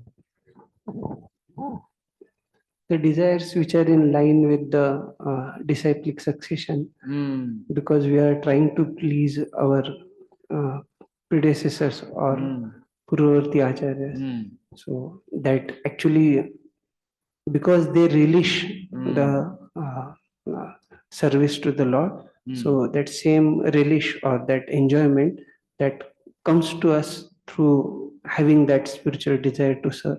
Good. So under the protection of the toes of the lotus feet of the Lord. So the desires to serve become a source of spiritual happiness when it is under the protection. Anu Shilanam. When it is in accordance to the desires of the Supreme Lord, or when we align our desires according to the desires of the Supreme Lord, then that becomes a source of recreation, enjoyment, spiritual enjoyment. So then, in doing so, even though the devotee may not desire happiness, but still happiness is enforced upon the devotee because the Supreme Lord is pleased. This is very beautifully explained by Krishnadas Kaviraj Goswami in Adi Leela 4th chapter. There he very beautifully explains this concept. He's talking about prema, we read yesterday also. But as he's explaining that further, he describes that how the gopis, the residents of Vrindavan, they don't have the slightest desire for their own happiness. Their happiness is only to see Krishna happy.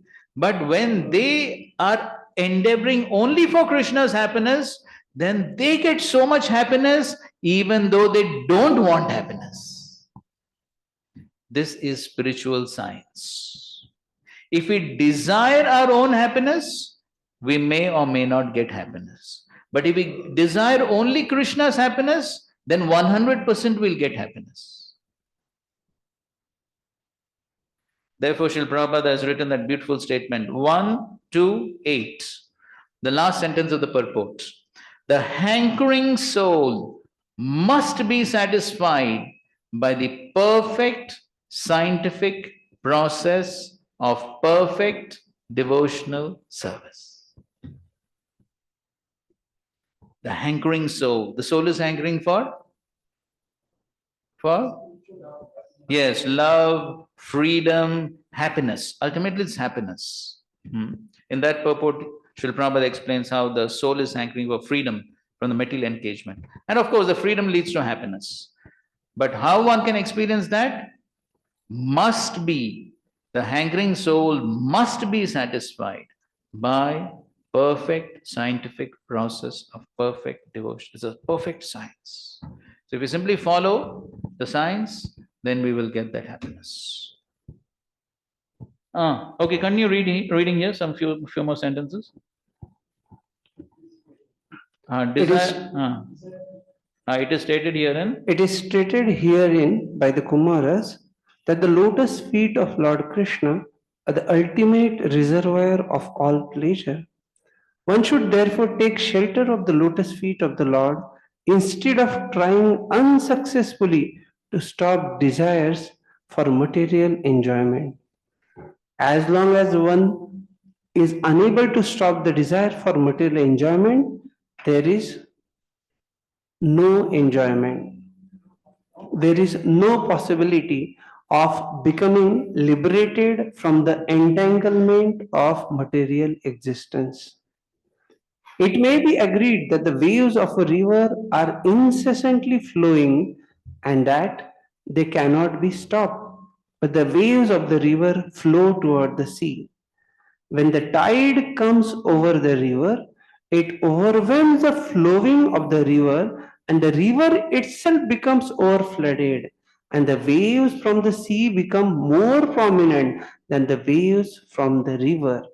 Similarly, a devotee with intelligence plans so many things for the service of the Lord in Krishna consciousness that stagnant material desires become overflooded by the desire to serve the Lord. As confirmed by Yamunacharya, since he has been engaged in the service of the lotus feet of the Lord, there is always a current of newer and newer desires flowing to serve the Lord. So much so that the stagnant desire of sex life becomes very insignificant. Okay, then it's talking about param drishtva nivartate. Okay, so fine. So that's the important points. Desires to serve the Lord, they overflood the stagnant material desires. So this, you are asking this very nice statement. Thank you for sharing that. That desire becomes source of spiritual enjoyment under the protection of toes of lotus feet of Lord. So who are there? Toes of lotus feet of Lord are the pure perfected devotees. So staying under there is the protection given by the lotus feet. Correct. So that's what is what Correct. I was thinking. Yes, that's Because correct. they are in touch with the lotus feet. Matmanastamam parda devim Devim prakritimash. So we cannot approach directly the Yes, lotus yes, feet. that's understood. Correct. We have to follow. That is what is anushilanam. So that is how one can get the Lord's mercy. That's what is being said over here. That the jnanis and yogis, they are struggling and straining for lifetimes. but still they cannot achieve success. But the devotee achieves success because of mercy. So that's our main focus. On the path of bhakti, the main focus is how to attract grace. That's our main focus. Not simply trying to do so many things according to our own whimsical, concocted ideas. Then it's not possible to succeed. Okay, last few verses. Okay, read translations.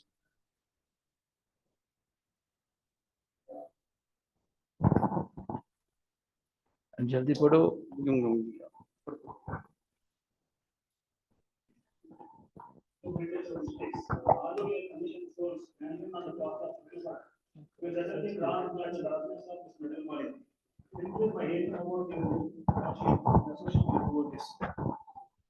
Thus, we are always remembering and glorifying the wonderful things you do and the wonderful things you say. We ecstatically recall your amorous pastimes with your confidential conjugal devotees and how you boldly smile and move about while engaged in such youthful pastimes. My dear Lord, your loving pastimes are bewilderingly similar to the activities of ordinary people within this metal world. So Uddhav is glorifying the hearing and chanting of the Lord's name and pastimes. Okay, and the last verse? Sukadeva Goswami said, O King Parikshit, thus addressed the Supreme Personality of Godhead, Krishna, the son of Devaki, began to reply confidentially to his dear unalloyed servant Uddhava. According to Srila Bhaktisiddhanta Saraswati, the conditioned living entities, by their movements, laughter, activities, and words, simply bind themselves more and more in material existence. But if they engage in hearing and chanting about the pastimes of the personality of Godhead, the conditioned souls will achieve liberation from the bondage of repeated birth and death. This process of supreme liberation will now be elaborately described by Lord Sri Krishna to his dearmost devotee, Sri Uddhav. Thus end the purports of the humble servants of his divine grace. A.C. Bhaktivinoda Swami Prabhupada to the 11th canto, 6th chapter of the Srimad Bhagavatam entitled The Yadu Dynasty Retires to Prabhas. Okay, break, and then we will continue with the 7 chapters. So in the 7th chapter, the 24 Gurus begins. But before that, of course, there's a lot of other things also.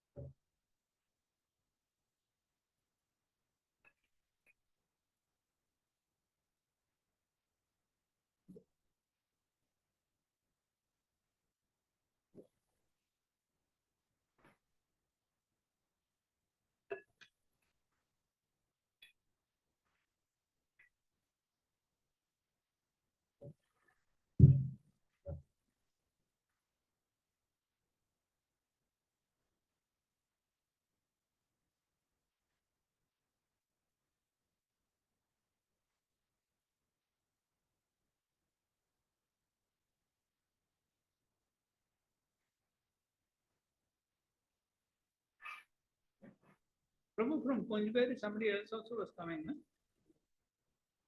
From Kunjibari? Who else was coming?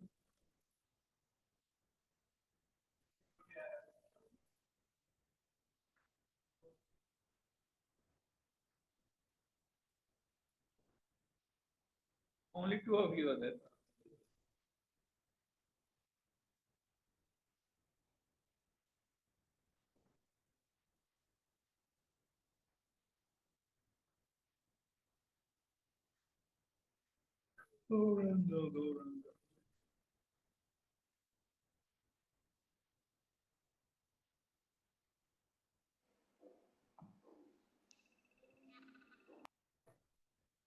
Shruti Prabhu, ये ना last में सबको बांटना है।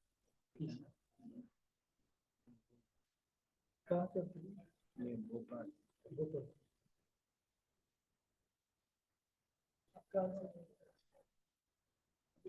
किसी के पास हाथ वही हाथ हाथ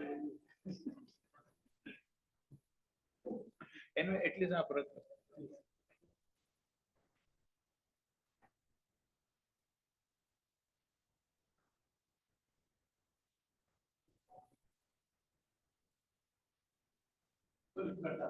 हाँ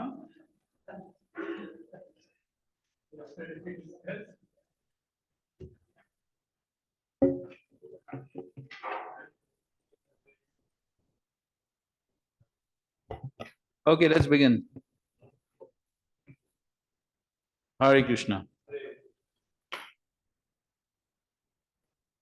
Chapter 7, Lord Krishna instructs Uddhav. So, the Uddhav Gita is beginning. Shri Bhagavan Uvacha Yadattama Mahabhaga Tachchikirshitam eva me Brahma Bhavo Lokapala Svarvasam me Bhikangshinaha. Supreme Personality of Godhead said, O greatly fortunate Uddhava, you have accurately revealed my desire to withdraw the Yadu dynasty from the earth and return to my own abode in Vaikuntha. Thus, Lord Brahma, Lord Shiva, and all other planetary rulers are now praying for me to resume my residence in Vaikuntha.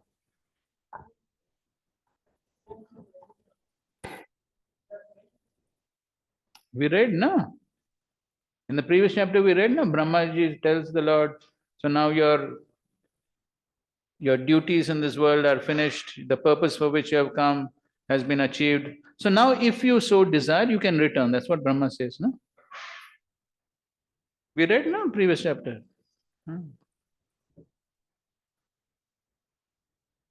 Okay, probably, I mean, the purport is talking about the various abodes.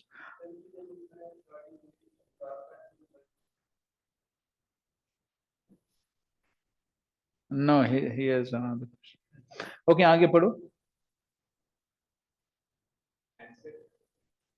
Answering the prayer of Lord Brahma, I descended within this world along with my plenary portion, Lord Baldev, and performed various activities on behalf of demigods. I have now completed my mission here. Yes, next. Now, due to Brahmana's curse, the Yadu dynasty will certainly perish by fighting among themselves. And on the seventh day from today, the ocean will rise up and inundate the city of Dwarka. So Lord is giving prediction, precise prediction. Seventh day from today, finished. Dwarka will be submerged. So here also, Sri Jiva Goswami has pointed out that Yadu dynasty was not actually destroyed by Lord Krishna, but merely removed from the vision of the worlds through the curse of the Brahmanas. Similarly, the Lord's eternal abode Dwaraka can never be drowned by the ocean. Nevertheless, all external approaches to this transcendent city were covered by the ocean, and thus the Lord's abode remains inaccessible to foolish persons in Kali Yuga, as we described later in this canto. So then what is the present Dwarka then?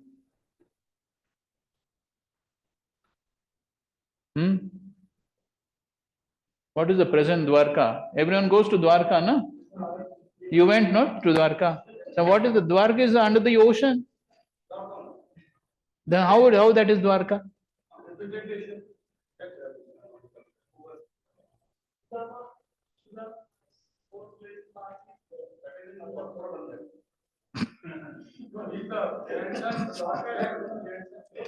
No, we are simply asking, if the Dwarka is submerged under the ocean, then where you go now? Really? Huh? What is that?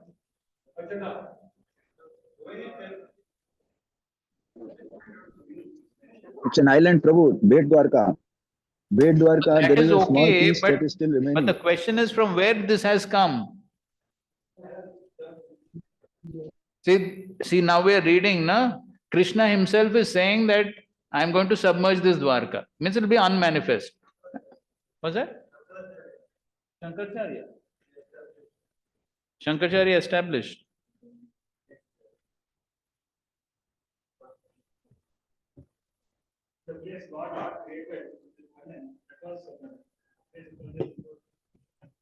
So that means it is not actual Dwarka, it is simply some place close to that Dwarka. Correct, no?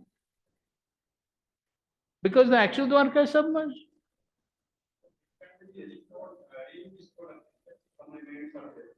So that's what, where is the proof for this? If you say some remnant, some remains, then where is the proof? Was it? Dwarkadish temple, okay, they built later. But what I'm asking is, I'm actually asking, I don't know. So he's saying Shankaracharya re-established. Okay. Give him the mic. Shankaracharya established his mutt. Okay, Shankaracharya established his mutt, but the question is... All those deities were carved by Vajranabh. Okay, deities were carved by Vajranabh, all that is okay. But my basic question is, so the Dwarka that we go now, is it actually Dwarka? That is the question. See, the Dwarka that we go now was Vajranabh's ruling place. Bet Dwarka is the part of the actual Dwarka because it is way inside the sea.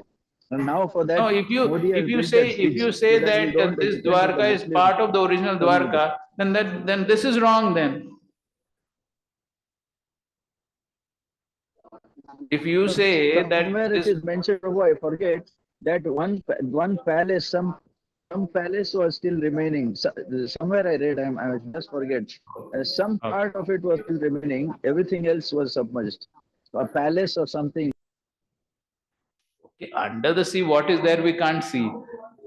That is what is the question. Now you say this is Dwarka, right? There is Dwarka station also, right? So then what is that Dwarka? That is what? Okay, fine. Theek.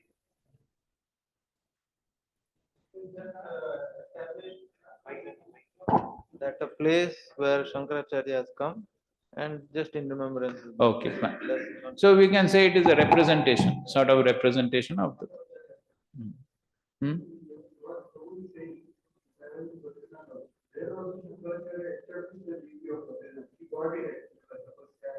Correct.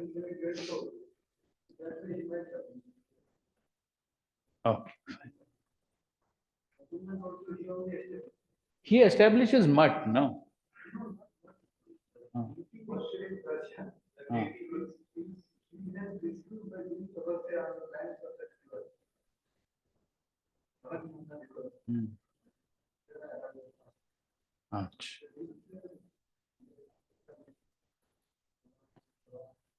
So you're saying Dwarka also similar?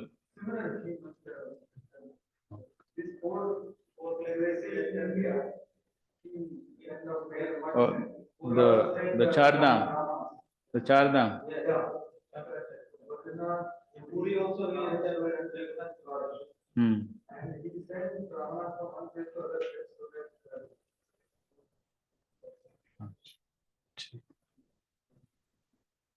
Okay.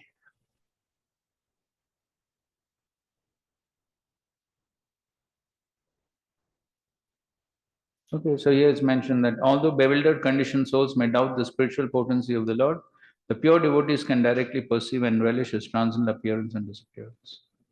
If one faithfully accepts this perfect knowledge of the Lord's transcendent nature, then surely one will go back. Okay, fourth verse. Huh? What, previous chapter? Now we are in 7th chapter.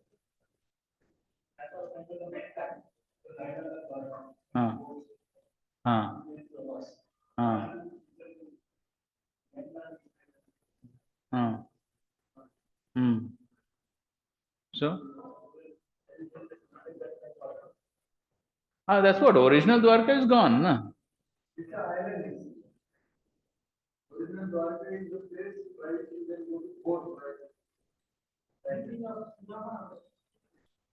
Okay.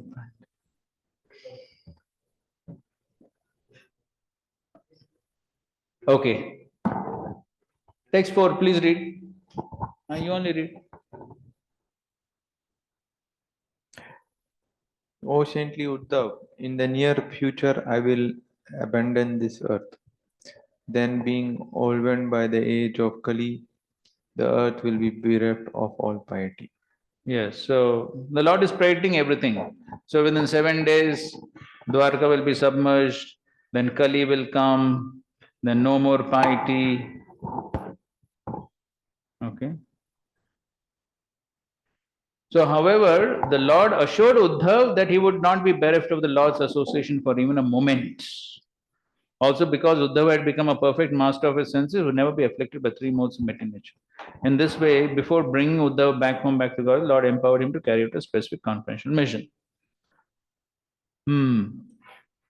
So,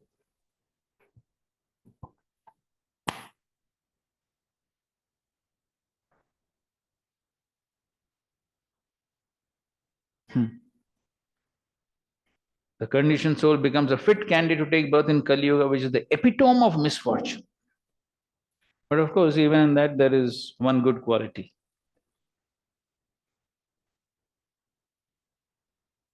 Okay, let's go to the next. One question. This Yudhishthira Maharaj ruled only for 11-12 years after all those things. So was Krishna's purpose, means after he was enthroned and all, that Kurukshetra war and all, 123 age Krishna, that happened, 125 Krishna is living now. So for this purpose, Dharmaglani and all that Krishna appeared. So purpose is achieved, Prabhuji, because again after soon the Kali Yuga is degrading and the earth is again burdened with so many sinful activities. So this was the purpose he came in. But he left Bhagavad Gita, no? He left Bhagavad Gita and Srimad Bhagavatam. Because the Lord performed his pastimes, therefore all the pastimes have been described, no? So then that is why we are sitting here. So he did his job. See? Kali has to have Kali's time also had. That is correct. That is correct. Kali had to come on schedule. Nobody can change that. Okay, next, 5th verse.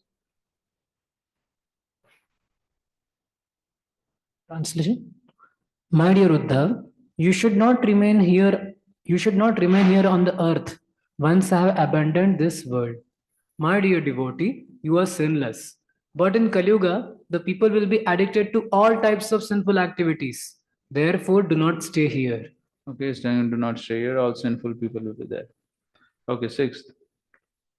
Now you should completely give up all attachment to your personal friends and relatives and fix your mind on me. Thus, being always conscious of me, you should observe all things with equal vision and wander throughout the earth. Okay, let's recite this verse. Tvam tu sarvam parityajya sneham svajana bandhushu maya veshamana samyak samadrig vicharasvagam. So now the Lord is giving him some instructions. Now that Kali Yuga is coming, so he is telling him, okay, you also should leave, But at the same time, he's giving some instructions. What instructions is giving? Parityajya sneham swajana bandhushu. Give up the sneha, the affection for relatives and friends. And then Mayavesha manaha. Mayavesha mana partha. 12th chapter 8th verse. So Mayavesha mana samyak samadrig. Samadrig, seeing everything wander. So here in the commentaries, there's a comment from Srimad Veer Raghavacharya. One who's on the path of self-realization should always endeavor to see the ultimate spiritual nature of all existence. The word Mai in this verse means Paramatmani. One should fix one's mind on the Supreme Personality of Godhead, who is the source of everything. Thus, as one passes one's life on the earth, using up one's allotted time, one should practice seeing all things and all people as part and parcel of the absolute truth, the personality of Godhead. Okay? Further down, however, since Lord Krishna is equally present in all things, the word Samadrik in this verse indicates that one must ultimately see Krishna within everything and everything within Krishna. Thus, equal vision is compatible with mature knowledge of the varieties present within this world. Srila Vishwanath Chakravarti Thakur comments as follows on this verse. At the end of his manifest pastimes on the earth, the Supreme Personality of Godhead Krishna thought as follows within his mind. During my pastimes on the earth, I have satisfied the desires of all those devotees who anxiously desire to see me. I have duly married many thousands of queens headed by Rukmini, whom I personally kidnapped, and have killed innumerable demons in various places and by various means. I have attended meetings, reunions, ceremonies with many friends, relatives, and well-wishers in cities such as Vrindavan, Mathura, Dwarka, Hastinapur, and Mithila. And thus I have kept constantly busy coming and going in the performance of pastimes. I further arranged to give my personal association to great devotees who are situated below the earthly planet. In order to please my mother Devaki and return her 6 diseased sons who were killed by Kamsa, I descended to the planet Sutala and blessed my great devotee Bali Maharaj. In order to return the dead son of my spiritual master Sandipani Muni, I personally went to the court of Ravinandan. Ravinandan. Why is called Ravinandan? Yamaraj? Son of sun god. Son of Surya. Son of Surya. First time I'm hearing this. Ravinandan. Huh? Yes. I even blessed the residents of heaven, such as Mother Aditi and Kashyap Muni, with my personal association when I traveled there to steal the Parijat flower for my wife Satyabhama. And in order to please the inhabitants of Mahavishnu's abode, such as Nanda, Sunandan, and Sudarshan, I traveled to Mahavaikuntha Loka to recover disease children of frustration. Thus, innumerable devotees who ardently desired to see me have received the object of their prayers. Unfortunately, Naranarayan Rishi and the great Paramhamsa sages who live with him in Badrikashram, although most enthusiastic to see me, never had their desire fulfilled. Of course, this we read in 3rd canto, 4th chapter also, that the Lord sends Uddhav to Badrikashram. I have been on the earth for 125 years and the scheduled time is now up. Being busily engaged in my pastimes, I did not have time to give my blessings to these great sages. Nevertheless, Uddhav is practically the same as me. He is a great devotee and shares my own transcendental opulences. Thus, he is the right person for me to send to Badrikashram. I shall give Uddhav complete transcendental knowledge by which one becomes detached from the material world, and in turn he can deliver this knowledge, the science of transcending the kingdom of illusion, to the worthy sages at Badrikashram. In this way, he can teach them the method of rendering loving devotional service to my lotus feet. Such loving devotional service rendered to me is the most valuable treasure, and by hearing such knowledge, the desires of the great sages such as Narayan will be completely fulfilled. Those great souls who have surrendered unto me are always equipped with transcendental knowledge and detachment from the material world. Sometimes, being busy in their devotional service, they may appear to forget me. However, pure devotee who has achieved the platform of love for me will always be protected by such sincere devotion. Even if such a devotee should suddenly give up his life while neglecting to fix his mind intensely on me, such a devotee's loving feelings are so powerful that they afford him all protection. Even if there's a temporary moment of forgetfulness, such devotion will bring the devotee to my lotus feet, which are beyond the vision of ordinary materialistic persons. Uddhav is my pure devotee. Knowledge of me and detachment from this world have again been aroused in him because he can never give up my association. So this is what the Lord is thinking. Of course, this already comes in the 4th chapter, 3rd canto. And so the sincere servants of Chaitanya Mahaprabhu vigorously endeavoring to spread this Krishna conscious movement for the pleasure of the spiritual master Lord Krishna. And at the present time, thousands of devotees in the Krishna conscious movement in all parts of the world are working long hours under difficult conditions to distribute transcendental literature and thus enlighten the general populace. In this effort, the devotees have no personal motivation, but are simply desirous of pleasing the spiritual master by distributing his books. And then Niha Vikramanashasti Pratyavayana. Lord Krishna also advised Uddhav in this verse to give up the illusory attachment to so-called friends and family within this material world. One may not be able to physically give up association with family and friends, but one should understand that everyone and everything is a part and parcel of God and is meant for the pleasure of God. As soon as one thinks this is my personal family, immediately one will see the material world as no more than a place for enjoying family life. As soon as one is attached to one's so-called family, false prestige and material possessiveness arise. Actually, everyone is part and parcel of God, and therefore on the spiritual platform related to all other entities. This is called Krishna Sambandha, or the constitutional relationship with Krishna. It is not possible to advance to the highest stage of spiritual awareness and at the same time maintain a petty material concept of society, friendship, and love. One should experience all relationships on the higher spiritual platform of Krishna Sambandha, which means seeing everything in relation to Lord Krishna, the personality of Godhead. Okay, so this is also how a grihastha is supposed to see his other family members. And this Srila Prabhupada explains very beautifully where 12th chapter of Bhagavad Gita verses 13th chapter verses 8 to 12. So there Srila Prabhupada very beautifully explains that it is not possible to give up affection, but one should give up attachments. Okay, so affection cannot be given up. So affection can be there, but at the same time one should see everyone in connection to the Supreme Lord, and so therefore one should not have attachment to them. So affection is as a matter of duty, and seeing in them in relation to the Supreme Lord, the affection should be there. But no attachment, because ultimately the relationship is going to break. And that is also the reason why Queen Kunti is praying what?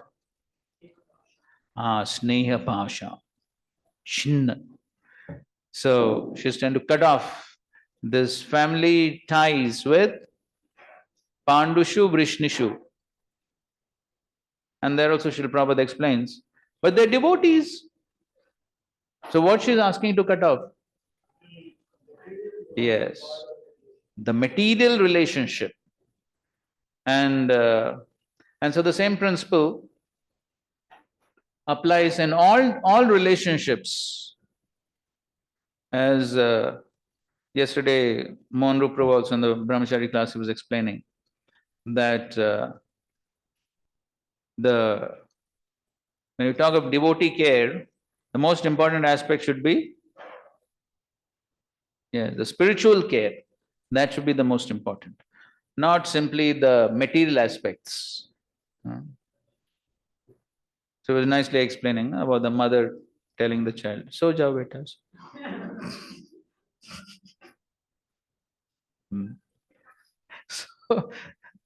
So otherwise, anyway, during the Leads program, one devotee had a really big issue with this devotee because this was his complaint. So he was saying, in the name of devotee care, they're only giving physical care and emotional care, no spiritual care. So any case, so therefore, what is most important is to see from a spiritual perspective the various relationships. Otherwise, it will become Bharat Maharaj story. Same thing, no? Bharat Maharaj, material compassion. So the spiritual part. No. So Prabhupada writes, spiritually, Bharat Maharaj could never make the deer into a devotee. It is not possible. So therefore, Bharat Maharaj should have left the deer in the forest. It's not possible to make him devotee. So therefore, one should not have the material attachments. The attachment should not be on the material platform. And this is very important.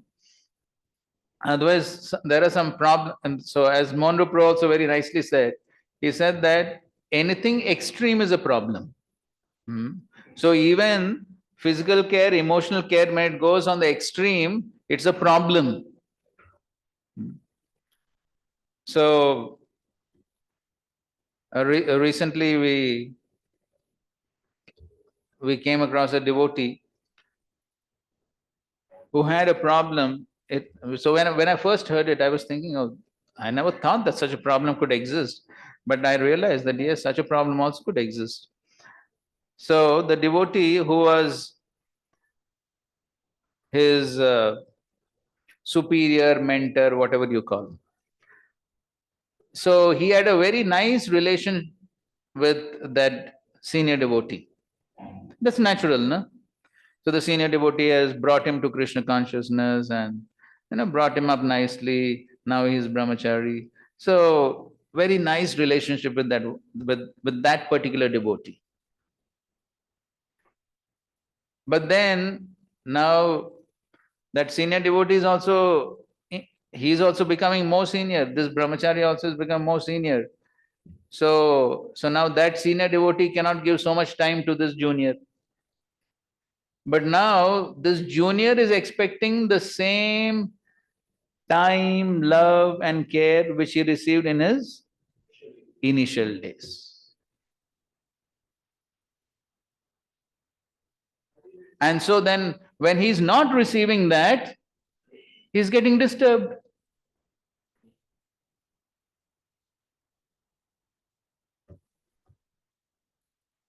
So then that senior told him, you go away from here now.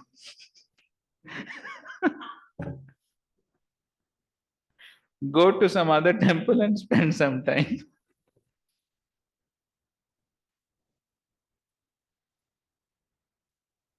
So then I realized that how when anything comes down to the material platform, there's always a problem. So therefore, the relationship has to be on the spiritual platform. If the relationship comes down to the material platform, then this is the problem. Then one is thinking one should get the same physical care, emotional care, one should get all that. So that is not possible. So something one can get, but then the most important thing is when one gets the spiritual care and spiritual nourishment, the more one is spiritually nourished, then what should happen? What should happen?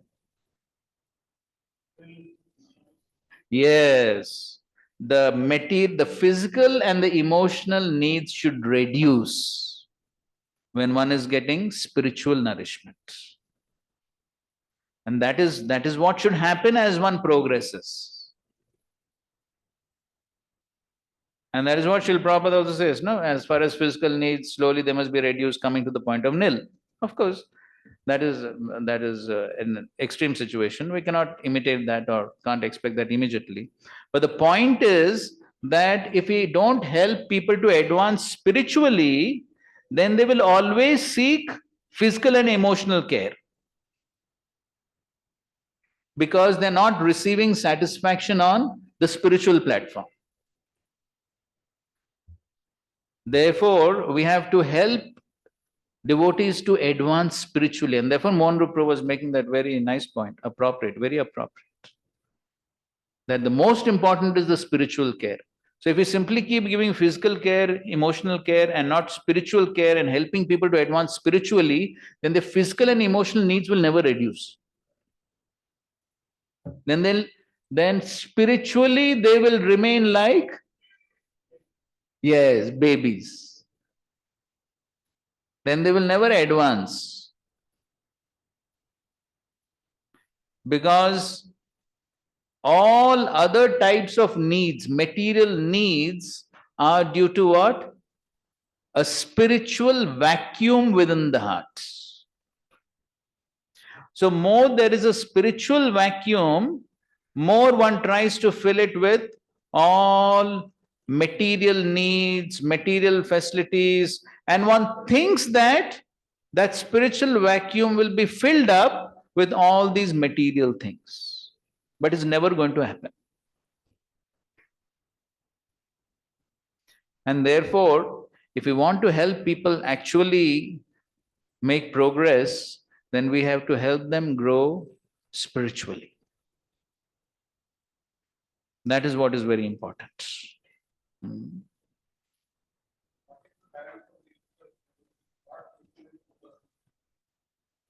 What should be the focus on spiritual care? Follow Prabhupada's instructions. Very simple. Nothing needs to be concocted. Find out what Srila Prabhupada wants from us and simply do that. That is given everywhere. That's given nectar of instruction, nectar of devotion, and all the purports of the Bhagavatam, everywhere it is given. That is what we need. Help people follow Srila Prabhupada's instructions. That is what we have to do. Prabhuji, do you mean to say that इनको शास्त्रिकली sound करना है? हाँ, वो तो है ही. So according to the capacity of those individuals, definitely we have to teach them Shastra, but not only just teach them Shastra and make them bookworms, but help them to apply the Shastra. Other Srila Prabhupada says, you find sometimes in the book, the small insect, like a full stop. Correct? Prabhupada says, like full stop, insect is there. And it always remains in the book, bookworm. Then who should be the most intelligent person? The bookworm. But does it happen? So we don't want to make people bookworms. That is not our goal. So we have to give them appropriate knowledge according to their level and also help them to apply that knowledge in their lives. That is what we need to train them so that they apply, they get purified, and that's how they become mature. So therefore, if we simply teach them how to recite shlokas, how to memorize shlokas, and how to pass the exam and get the certificate, then we are not doing our service. That is not our service. We are making this point because many places we find this is what is happening in the name of courses. That is not our goal. Our goal is to help them apply. Therefore, here we are discussing so many things, so many practical things we are discussing here. Why? Because that is the goal, to help devotees apply what is there in Shastra, face the challenges, how to overcome the challenges. This is what we need to teach them and train them. That's how they'll become mature. ठीक है ना? हाँ बोलो, उनको mic दे दो.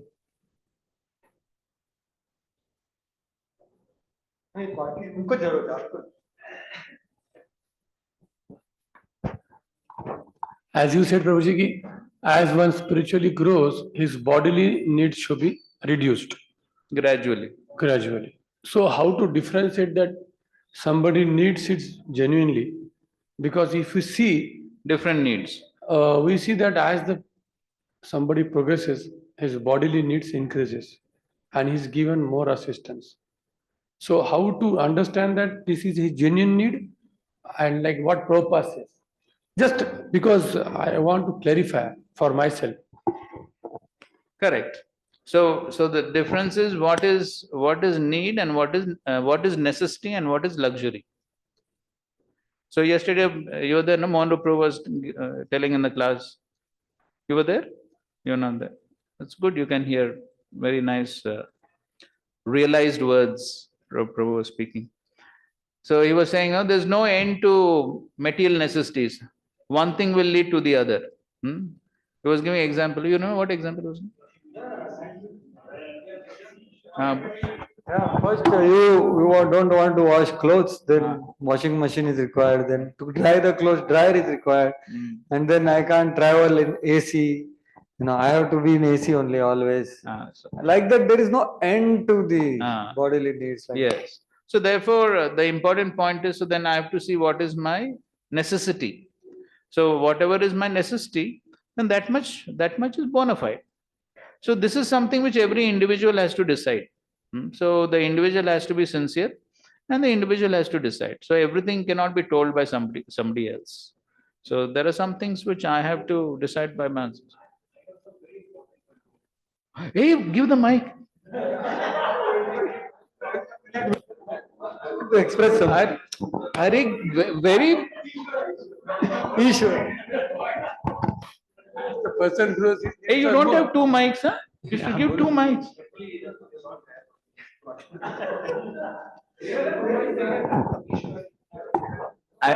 Prabhuji, like we say, in schools, children are not taught what is the culture of home, what is the culture of our society. So these small values they are not taught. So then they thought that this would be learned through the homes only. In the similar way, in Krishna consciousness, we think that material necessity to decrease, it will happen by itself. Training has to be given that at what time, how the family should grow, what they should eat. उसके लिए उसको training देना चाहिए, ये नहीं कि अपने आप खत्म हो जाएगा. How it will happen? लोग बीमारी से मर रहे हैं, उनको असिस्टेंट चाहिए, तो वो बोलेंगे मेरे को नीड है, मेरे को स्पिरिचुअलाइज करना है. So they have not lived their life in a proper way only in the beginning, and then they at the end they are seeking assistant, दवाई का, लोगों का, emotion का, because they have not lived their life in a proper way. So this training is lacking in Krishna consciousness. We are simply, see, spirituality is very important, but even to live a life properly, the training has to be given, not just everything will decrease itself. It is not going to happen. Correct. That's why people in earlier times so much disciplined actually, हर एक चीज में discipline. तो उसके लिए training हम सोचते हैं जैसे बच्चों को नहीं ट्रेनिंग मिल रहा है, वैसे हम सोच रहे हैं कृष्ण कॉन्सेप्ट में अपने सबको ट्रेनिंग है, क्या खाना है, क्या कैसे जाना है, कैसे बातचीत करना, सबको ट्रेनिंग. कहाँ ट्रेनिंग है? सही बात है, बिल्कुल सही. तो जब तक ये नहीं होगा, हम केवल एज्यूम कर रहे हैं कि लोगों का सब कुछ कम हो जाएगा. वो कैसे? We need example also.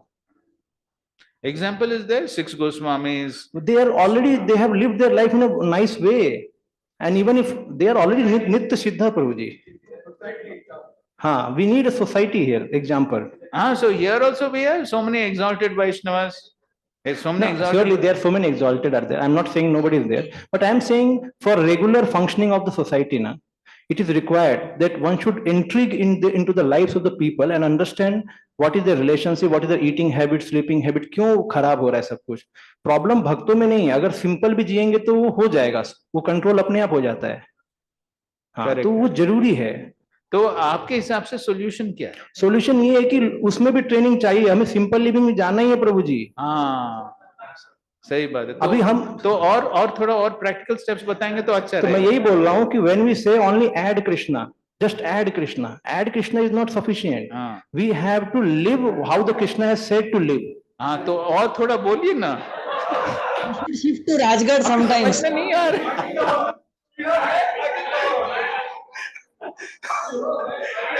Arjun should shift to Rajgarh sometimes. आगे का. One land and one cow. To bring the society, to bring the people of society closer to the nature. That's one of the purpose of ISKCON. अरे इतना नहीं समझ में आ रहा है. अब work according nature मतलब क्या है? थोड़ा और थोड़ा प्रैक्टिकल कुछ और बताइए. अभी सब लोग बोल ही रहे, आप समझ गए प्रभु जी क्या? अरे मैं तो नहीं समझ गया, मुझे बिल्कुल समझ में नहीं आया. आप थोड़ा और बोलिए ना, वो क्या है लिविंग अकॉर्डिंग टू नेचर मतलब क्या है? मैं यही बोल रहा हूँ कि we have to go depth in our शास्त्र for acharyas, previous acharyas, and we have to establish दैवी वर्णाश्रम. Then we can be. और वो कैसे करना है? तो करना पड़ेगा हमको पढ़ के. कैसे? हमारे जो भी सीनियर्स हैं उनको they have to intrigue in this thing. तो आप भी एक सीनियर है ना उसमें. वही तो भक्ति वेदांत कर रहे हैं आप भक्ति वेदांत है. तो आप बताइए क्या करना है, आप तो सीनियर है. प्रभु जी, I am also figuring out this thing.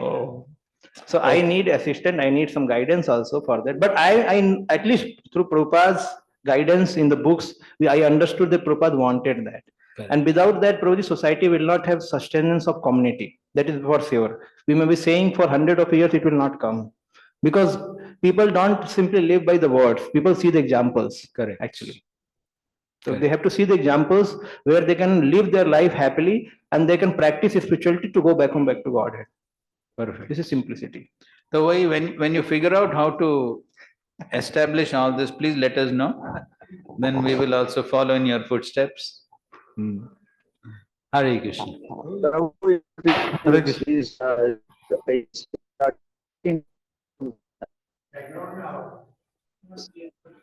Hare Krishna. Oh. Percent of his work remains. Prabhupada said. This is Radha. Prabhu, whoever is speaking, we cannot figure out anything. Okay, go ahead. So I am just reflecting that yesterday Sriman Mohan Rup Prabhu was told by Param Puja Gopal Krishna Maharaj. He knows all these things. And Mohan Rup Prabhu also knows all these things. Still the instruction was that you spend personal time with devotees, which is unofficial, which is not with all strings of instructions and all that. So that also has to be thought, because it's coming from instruction. He was humbly sharing that with us, and he said the other side, which is very clear, that yes, material needs, but that also has to be thought about, that giving the quality time which is not attached with strings of fruitive instructions or expectations, and correct, it's a time which is personalism. His Guru Maharaj said that increase your personalism. So that aspect also has to be reflected on, apart from this aspect which already we reflected in. Correct. So that is what all the senior devotees should be doing. Yes, when we receive, we can do. First you have to give, then you receive. Yes, so you can bless us. So that's the thing, no? In giving we receive. We say that, no? In giving we receive. So with your blessings, I will try my best. I don't have anything to give. You have given us so much.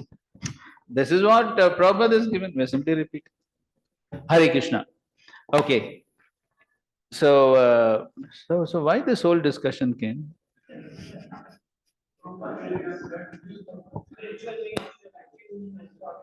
Okay, spiritual needs, material needs, but why this discussion came? I'm just wondering.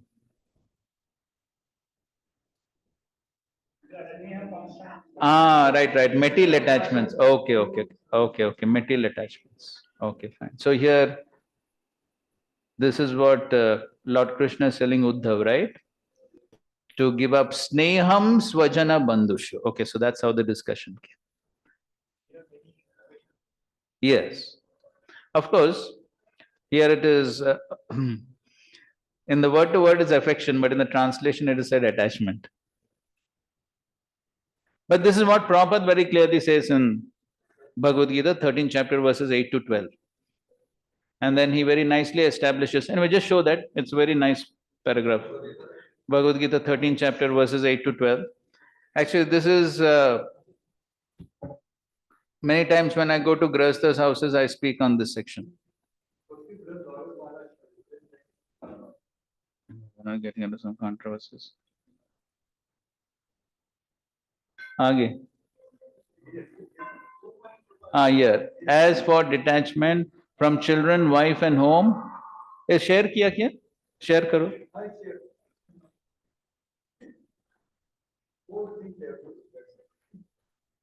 As for detachment from children, wife and home, it is not meant that one should have no feeling for these. They are natural objects of affection. But when they are not favorable to spiritual progress, then one should not be attached to them.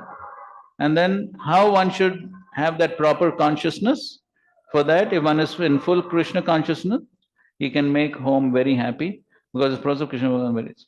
So 4 things Prabhupada says. One need chant the holy names, accept remnants of foodstuff, have discussion on books like Bhagavad Gita and Srimad Bhagavatam, engage oneself in deity worship. These 4 things will make one happy. One should train the members of his family in this way. The family members can sit down morning and evening. See, even for Grahasthas, Prabhupada says morning and evening. Then what to speak of brahmacharis? Sit down morning and evening and chant together Hare Krishna.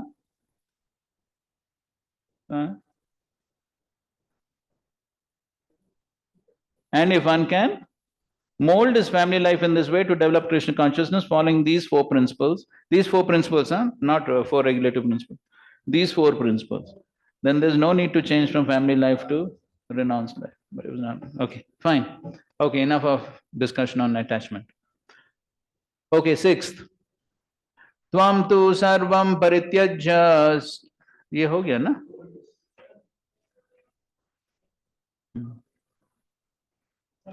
य इदं मनसा वाचा चक्षुर्भ्यां श्रवणादिभिः नश्वरं गृह्यमानं च विद्धि माया मनोमयम्. My dear Uddhav, the material universe that you perceive through your mind, speech, eyes, and ears, and other senses is an illusory creation that one imagines to be real due to influence of Maya. In fact, you should know that all of the objects of material senses are temporary. So here the Lord is speaking about the nature of the material universe with which one should get detached. So in the purport, there is a question. The question may be raised that since we find good and bad qualities throughout the material world, how can Lord Krishna advise Uddhav to see everything equally? So that is the question. So that was because he told him, see everything equally. So how can one see everything equally? So in this verse, Krishna explains that material good and evil are a creation of the illusory energy, just as objects of a dream material creation. What's the verse from the Chaitanya Charitamrita? Ei bhala, ei manda, ei sava brahma. There's something more to that. What is it? Advaite bhadra abhadra, ei sava manodar. Okay, something like that. So anyway, so what is good, what is bad? In the material sense, there is nothing good. Why? Why? Yes, because ultimately everything is temporary. Whatever is good, pious activities are good, but they're also bad. Why? Yes, because they're also binding. So therefore, ultimately everything is a mental creation. So Vasudeva Sarvamiti. Yes. To see anything separate from Krishna is illusion. An attraction to any kind of material illusion, either good or bad, is ultimately useless since it obliges the living entity to continue wandering in the cycle of birth and death.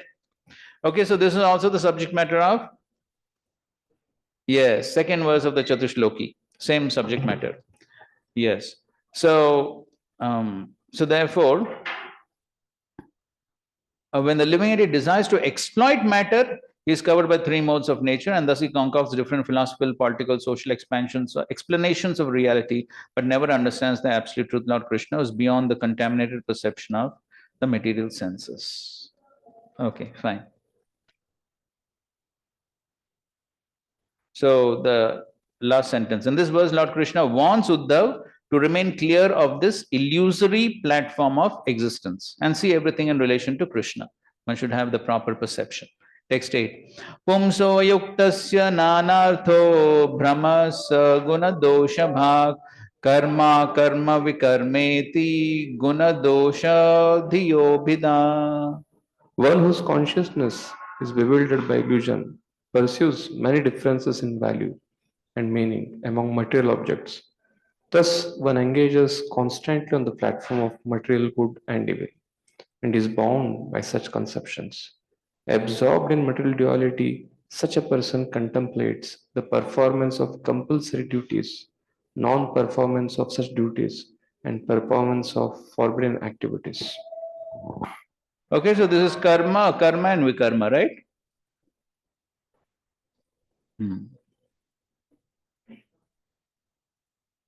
Compulsory duties is karma. Non-performance of such duties is akarma. Akarma has two meanings, right? In the Bhagavad Gita also, Srila Prabhupada explains.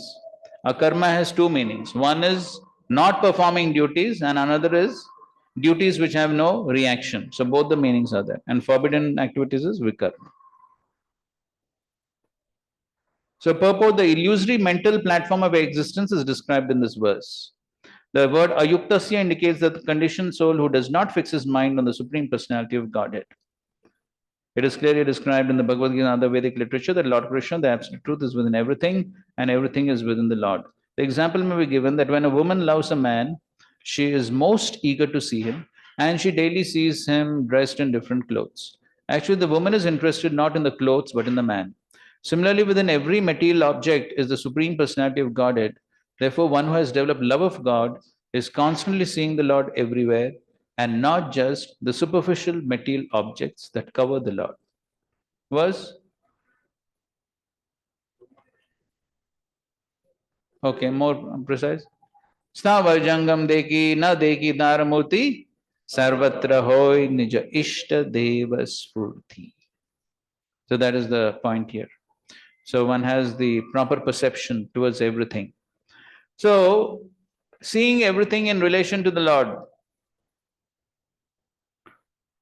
how can this be misused? Seeing everything in relation to the Lord.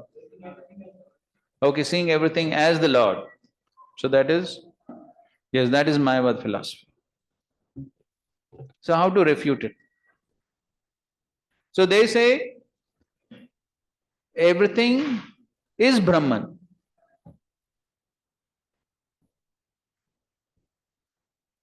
Everything is one. Sarvam khalu idam Brahma. Right? That is Vedic aphorism, right? Sarvam khalu idam Brahma. So then they're correct, isn't it? Everything is Brahman. Then how to refute? See, Prabhupada tells that in home there is deity room also, there is toilet also. But we don't go to toilet, we go to deity room. And we go to toilet also? No, but that is just for... So... Okay, so everything is not one. That is the point. Yes. Yes. So everything cannot be one. So, Prabhu, there's one question I ask. There's always this thing, that he was one before and he wanted to become many. Kya sunai nahi de raha? That again and again comes to question. That he was one and he wanted to become many. And then he, designed this whole material universes. He was one. But who was one? He was one, single. He was one, and he wanted to become many. He desired to become many. Eko bahusya. So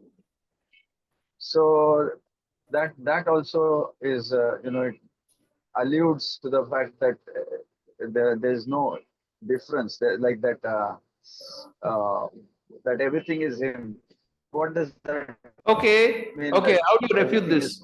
So he's saying, okay, from one everything is coming, so therefore everything is one. Yeah, yes, how can we refute that? Yes, so therefore this is a verse which Srila Prabhupada often quoted, Nityo nityanam chetanas chetananam eko bahunam yo vidadati kaman. Yes, they all are nityas, all are chetan, but there is one supreme nitya and chetan who is maintaining all others.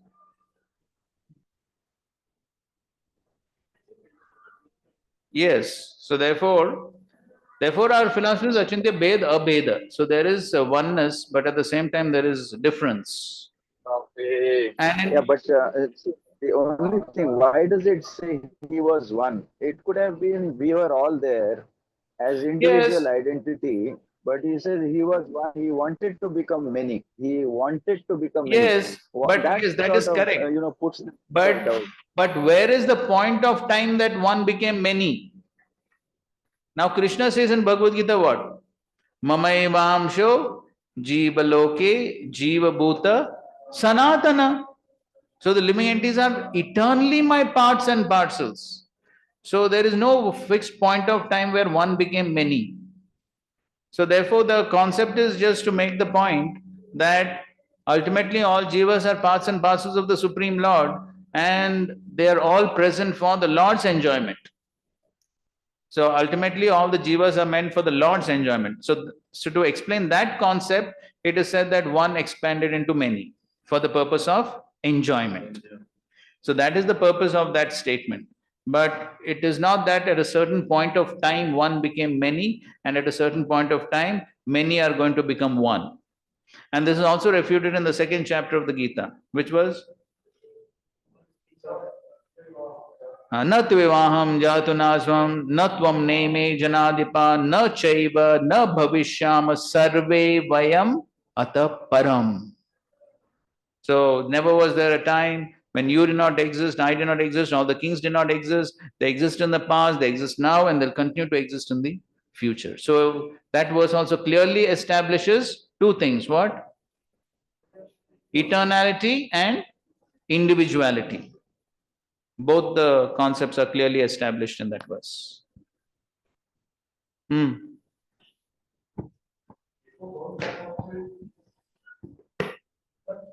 Yes, that is also a Vedic.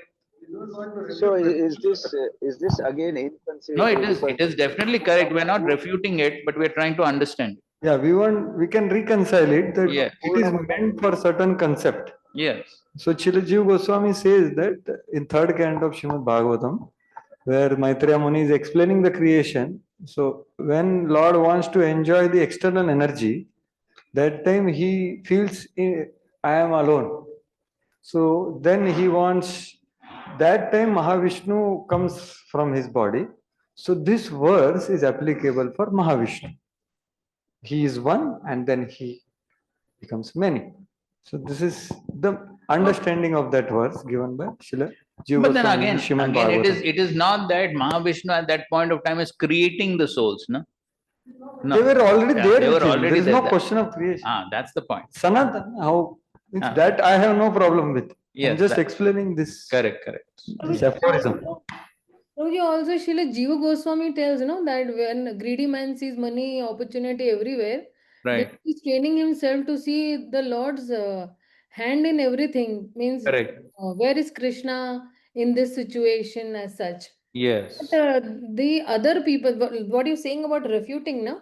So pantheism में वो लोग बोलते हैं कि you claim everything is God. So which means like God is equal to matter. Correct. Everything is in God, but as Chaitanya Chandra says that, but God is not reduced to everything. Correct. So all these. The car is Ford, but Ford is not the car. Yes, Prabhuji, yes. Everyone knows that, right? Car is Ford, Ford is not the car. So that is the thing. Prabhu, Purnamada Purnamidam, that is also inconceivable, right? So we somewhere that inconceivable thing comes in.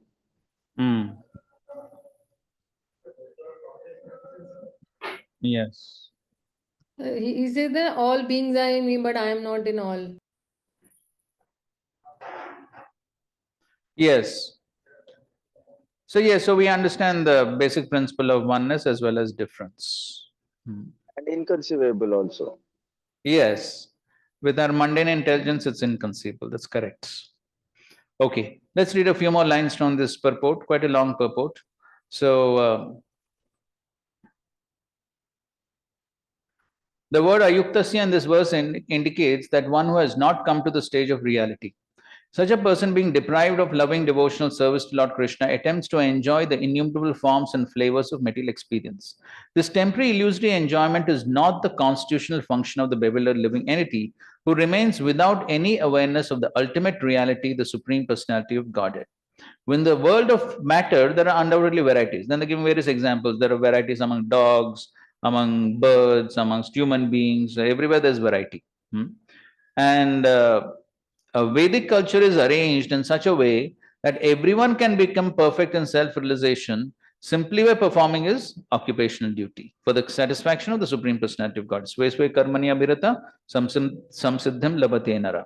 Some conditioned souls, however, believe that complete perfection in life may be achieved by performing ordinary, non-spiritual duties on behalf of family, nation, humanity, and so on.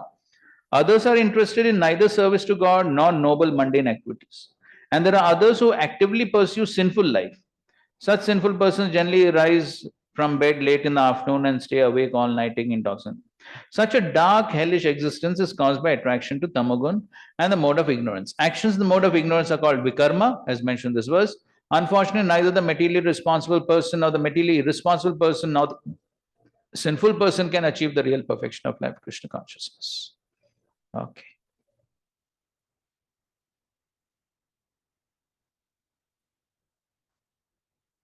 So further down, since the material mode of goodness purifies one's consciousness and creates a hankering for higher knowledge, it's a favorable platform from which to pursue spiritual life.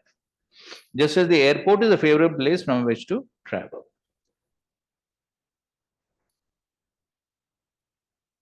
Okay. Okay, fine. We'll go to the next verse. 9th verse. Tasmad yuktendriya gramo yukta chitta idam jagat atmaniksasva vidatam atmanam mayyadishvare. Padhiye. Bringing all your senses under control and thus subduing the mind, you should see the entire world as situated within the self, who is expanded everywhere, and you should also see this individual self within me, the Supreme Personality of Godhead. Okay, so in this way, control the senses. Yuktendriya gramo yukta chitta idam jagat. So see the entire world in relationship to the Supreme, and also see yourself in relationship to the Supreme. So in this way, the Lord is saying that how he must see everything in relationship to the Supreme. Okay, 10. Jnana Vijnana Sanyukta Atma Bhuta Sharirinam Atmanubhava Tushtatma Nantarayer Vihanyase. Being fully endowed with conclusive knowledge of the Vedas and having realized the ultimate purpose of such knowledge in practice, you will be able to perceive the pure self, and thus your mind will be satisfied. At that time, you will become dear to all living beings, headed by the demigods, and you will never be hampered by any disturbance in life. So if one comes to Jnana Vijnana Sanyukta, so if one has both knowledge and realization, then the result of that will be Atma Bhuta Sharirinam. Atma Bhuta is an object of affection. Sharirana means for all embodied beings. And then Tushtatma. First, before that, Atma Anubhava. So one will realize oneself as spirit soul, and then one will become Tushtatma, having satisfied mind, and then Na Antaraye Vihanyase. Then you'll not be checked by any disturbances. So, what is the relation between these two? How, when one has Gyan and Vigyan, then one becomes object of affection for all embodied beings. That means for all living beings. What is the connection? If one has knowledge and realization of oneself, the Supreme, how one becomes object of affection for all living beings? Okay, Vasudev Kutum means what? We see everyone is part and parcel of Krishna. Okay, one sees everyone as part and parcel of Krishna. Okay, that is fine. So one will develop affection for all the living entities, right? But how? Here it is said what? Where is that? You will become dear to all living beings. See, it is not said that other living beings have become dear to me. I will become dear to all living beings. Because everyone is looking for that love and they see that in him and they don't know. That's all. It's very, very attractive. It's like sugar candy hidden behind something and everyone can see it, but they can't. They just get attracted. Okay, fine. So he's saying that because such a devotee loves all the other living entities, therefore all the other living entities also develop attraction towards. That's correct. Yes. No, and that is very pure. And every person is looking for that. They just are going in the wrong direction. And yes. when Okay. they Right. So love. every person is looking for that love. Okay. Good. Yes, Akshay Supru.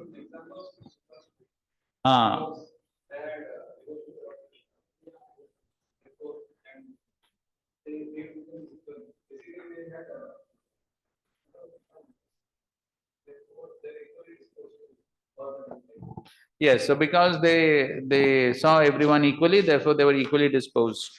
And therefore, dhira adhira jana priyo. Okay, somebody has something more to say on this point? Devotee manifests the qualities of Lord. So when a devotee manifests qualities of Lord, so he becomes dear to everyone. Yes, okay, that's also correct.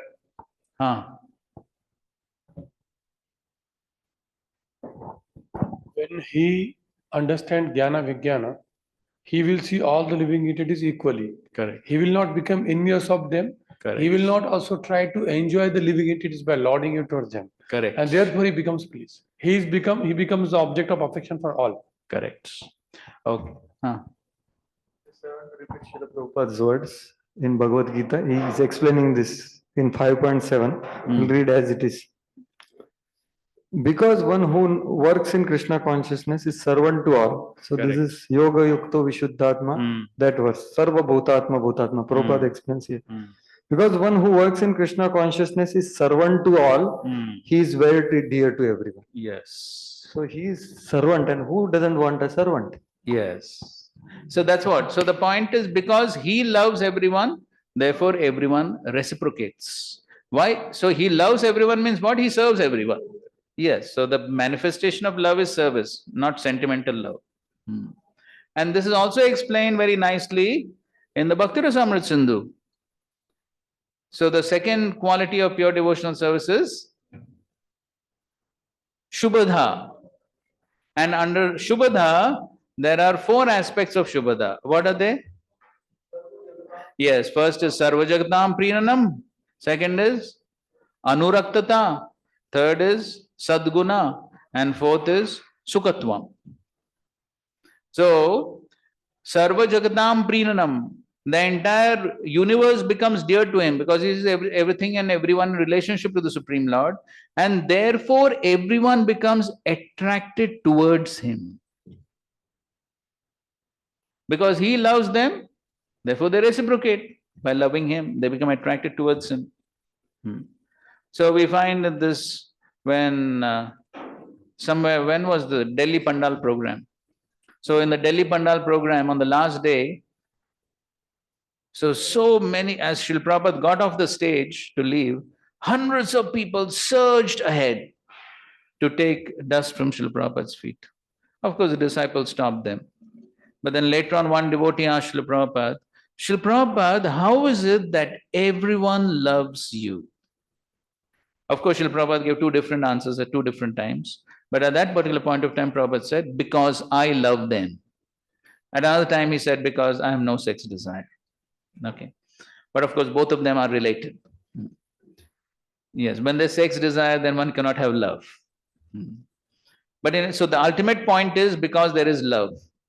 So now, the practical example of this Siddhanta is who?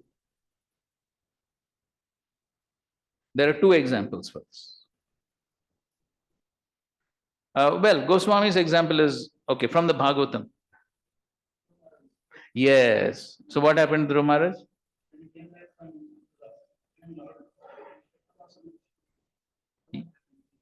Yes. So previously we know how stepmother and stepbrother, they were so envious. But when after he achieved perfection of seeing the Lord, and then when he was coming back, even the stepmother and brother went to receive, and even the stepmother took him on her lap. And so all the envy disappeared. Why? Now he has become purified.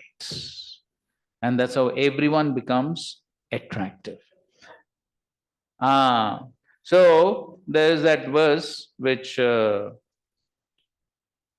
quoted in that connection, which Rupa Goswami also quotes over there. And he says, he gives the example that just like water flows down from higher place to a lower place, so similarly, all living entities become attracted towards such a pure devotee who has pleased the Supreme Lord. Evam prasanno Bhagavan. Something like that. Guna Maitreya Adivi. Yes, correct. Yes. And the other example when the Bhagavatam for this is,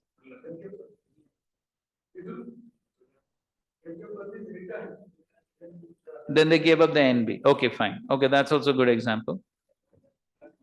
Okay, Prahlad Maharaj, of course, Prahlad Maharaj definitely no. Of course, Hiranyakashipu was still envious, but of course, the Prahlad Maharaj definitely had that quality.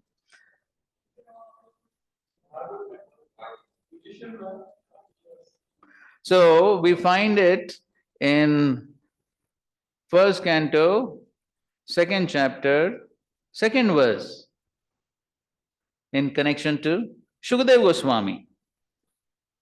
So as the no. So there also Vishwanath Thakur gives the same explanation. So so there is said that Shukadeva Goswami had entered the trees and he spoke, and even the trees were feeling separation from Shukadeva. So just like Vyasdev was feeling separation and he was calling out, "O Putra," similarly the trees also feeling separation and they were also calling out, "O Putra." And so in that connection, the same point is explained. That, so just like, so in fact the same verse that you quoted and the example of Dhruva is given in that connection also. And so because Shukadeva Goswami was also totally purified, so therefore all the living entities, they had attraction towards Shukadeva. So Prabhu, how is this example? How do you see this example? Like, pieces of magnets. yes, he is not devotee, but then the same principle you only quoted in the morning. Sarva Bhuta Hite Ratha. Prabhu, Hare Krishna. There's a difference, but the principle. Yeah, but in the case, but see, I'm not giving this explanation. Vishwanath Thakur is giving. Yes. So the point is, Shukdev also is purified. Basically, he's purified, no? Yes, because he is on the Brahmabhuta platform. So Brahmabhuta platform means no envy towards any living entity. So because no envy towards any living entity, so therefore other living entities also feel affection. In fact, that verse that you quoted from the 5th chapter, that verse is in reference to whom? No, that verse which you just quoted, no, from the fifth chapter of Bhagavad Gita. So it is for Jnani, na? So then that verse is for Jnani. So then Shukdev Goswami is Jnani. So therefore that principle applies even for the Jnani. Prabhu, Hare Krishna. Hare Krishna. Correct. It appears that Shukdev Goswami would like to be alone, or Gyanis doesn't want to mix with the devotees. Correct. And devotees doesn't want to mix with Gyanis. But now they started discussing Krishna Katha. So then there is a difference there. So Vishnu Janapriya, that was. Yes, so the devotee likes to associate with other devotees. The Jnanis don't like to associate. That point is understood. But here the point that we are discussing is that how the other living entities become dear to the person. Because as you read that purport, because there is no envy. Yes, there's no envy. And the person he wants to serve, he sees everyone as part and parcel of Krishna. So therefore, purport is Krishna conscious purport, isn't it? It is not Gyani wants to serve. Means I am sorry to ask this question, but I don't know. Because he goes alone, how he is serving? Prabhupada left Vrindavan to go there and he is writing in his purport. So he may not exactly have a desire to serve, but the fact remains that because he sees all living entities as spirit souls, spirits, the Vidya Vinaya Sampanya verse applies to the Jnani. So he is seeing the spirit soul in every body and he also sees Paramatma in every body. And so therefore basically he does not have hatred. That is the point. So because there is no hatred towards any living entity, so therefore the other living entities also reciprocate in the same way. Because there is no hatred, there is no envy. That is the point. Okay, so somebody online was really desperate to speak. This example came up that the magnet, I should make pieces of it and keep it away artificially. That force of keeping it away keeps it away artificially, but naturally and hit the magnet. So the keeping away from a person who is realized or from the Lord is an artificial force which we call as envy or all other forces, that the negative six forces that we call, which is artificially kept away for this, this worldly things to happen, pastimes to happen. Okay, thank you. So at the end of this purport also, the same verse that is quoted about the six Goswamis, Dhira Dhira Jana Priyo Priyakaro Nirmatsaro Pujito.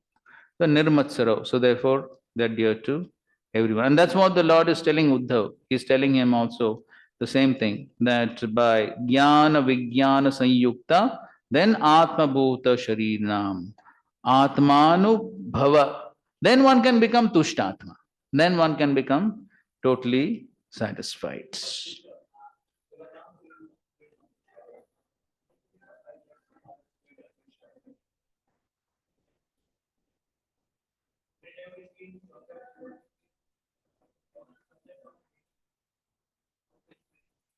So, of course, there it is explained that basically why Dhruva Maharaj he fought with the Yakshas. Yes, exactly. So, as a Kshatriya, as a king, he had a duty to maintain law and order. So, these people killed his brother. So, he was doing his duty. But then, as he was doing his duty with anger, then it became Atiroshena. Then the anger became uncontrolled, excessive. So then Srila Prabhupada explains in this purpose. That's the nature of the material world. So therefore, one always has to be careful. Question about what you said earlier. It was very dissatisfying to hear that. You were saying about the courses which are happening, and in your travels you see that it is. We didn't we didn't say a general statement. Some places it's happening. That means bookworms and all that you were mentioning. So my question is that Srila Prabhupada wanted these courses, and I am serving under you for that courses only. This BVRV is meant for that. No, not under me, Baba. Radheshyam Prabhu. Both, yes. So, and I have not traveled much. Like you have been traveling from 2 decades. I am just traveling last 1 year, and I am seeing that actually these things are not read properly, means understood properly. Then, if we don't understand, then where is the question of application? So, is it means I am not able to understand what you are saying exactly, because the courses seem not to happen where Prabhupada wanted it to happen everywhere, for every devotee, not just leaders. Prabhupada writes in your presentation only, I read that it is meant for all devotees. Correct. So, how many places it is happening? Here it's happening after 15 years. So, no, here it's we started in 2005. Yeah, but there was a gap of 15 years. No, there was absolutely no gap. Courses were continuously happening from 2005. Yeah. Bhakti Shastri was happening. Bhakti Vaibhav started later. After the gap. Okay, so anyway, what's the question? So my question is that you have seen a lot of people who are studying and not applying. So my understanding, if they understand, then where is the question of not application? This I don't understand. Can you give an example for that? So the point is that first thing is one has to read the purports properly. One has to see what Prabhupada wants us to apply.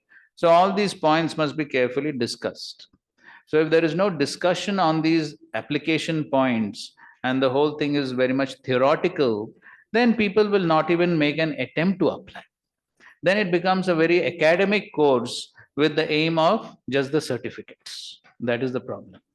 So therefore, academic course, no course or academic course, which one is better? What is best is, as Srila Prabhupada wanted, he wanted discussions on these purports, as you also emphasize. So course is not there, then no discussion only. So course should be there with discussion. As simple as that. Otherwise, I am opposite. I am feeling plain that Prabhupada is telling that, which today morning he told that devotees should nicely study Bhagavad So who's to denying develop that? confidence. So who's denying Prabhupada that? is saying that. So who's denying that? No, but where happening course? Prabhupada is telling courses should happen. Yeah. So courses are happening, but there should also be quality. That is the point. So there First, let it happen, then quality will come. That's what I'm thinking. but then those who go through the courses without quality, then they have not achieved anything. So why not have courses with quality so that people just don't waste time? That is the for point. that we need you everywhere. No, that all of you are meant for that only. We are learning from all of you are meant for that. You're doing Bhakti Vedanta for what? For this purpose only, to teach others. Apply and right. Srila Prabhupada ki jai, Granthra Srimad Bhagavatam ki jai, Samved Gaur Bhakta Vrinda ki. Thank you very much. Hare Krishna, Krishna Krishna, Hare Ram, Ram Ram, Hare Hare, Hare Krishna.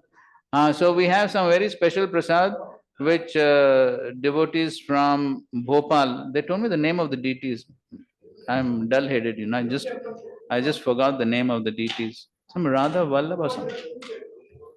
So I don't know, but this is direct Mahaprasad from the deities they got. So उसको छोड़ना मुश्किल है उसको थोड़ा Prabhuji, tomorrow we have class. Mic में बोलना ना and for the information of online devotees, here some Mahaprasad from Bhopal is being distributed. Hare Krishna, class is there tomorrow also. Tomorrow is the last day for class. Thank you, Prabhuji. Thank you. Tomorrow we are going to have offline prasadam, Mahaprasadam. So anybody who will attend the class, they will get prasadam after the lecture tomorrow. This part Special prasadam tomorrow. Otherwise,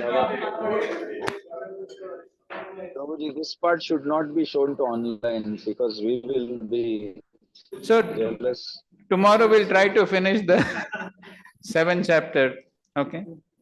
So another 10 verses are a little philosophical. Then the Guru start. So that is very easy to understand. Nothing much. So we'll go rapidly tomorrow.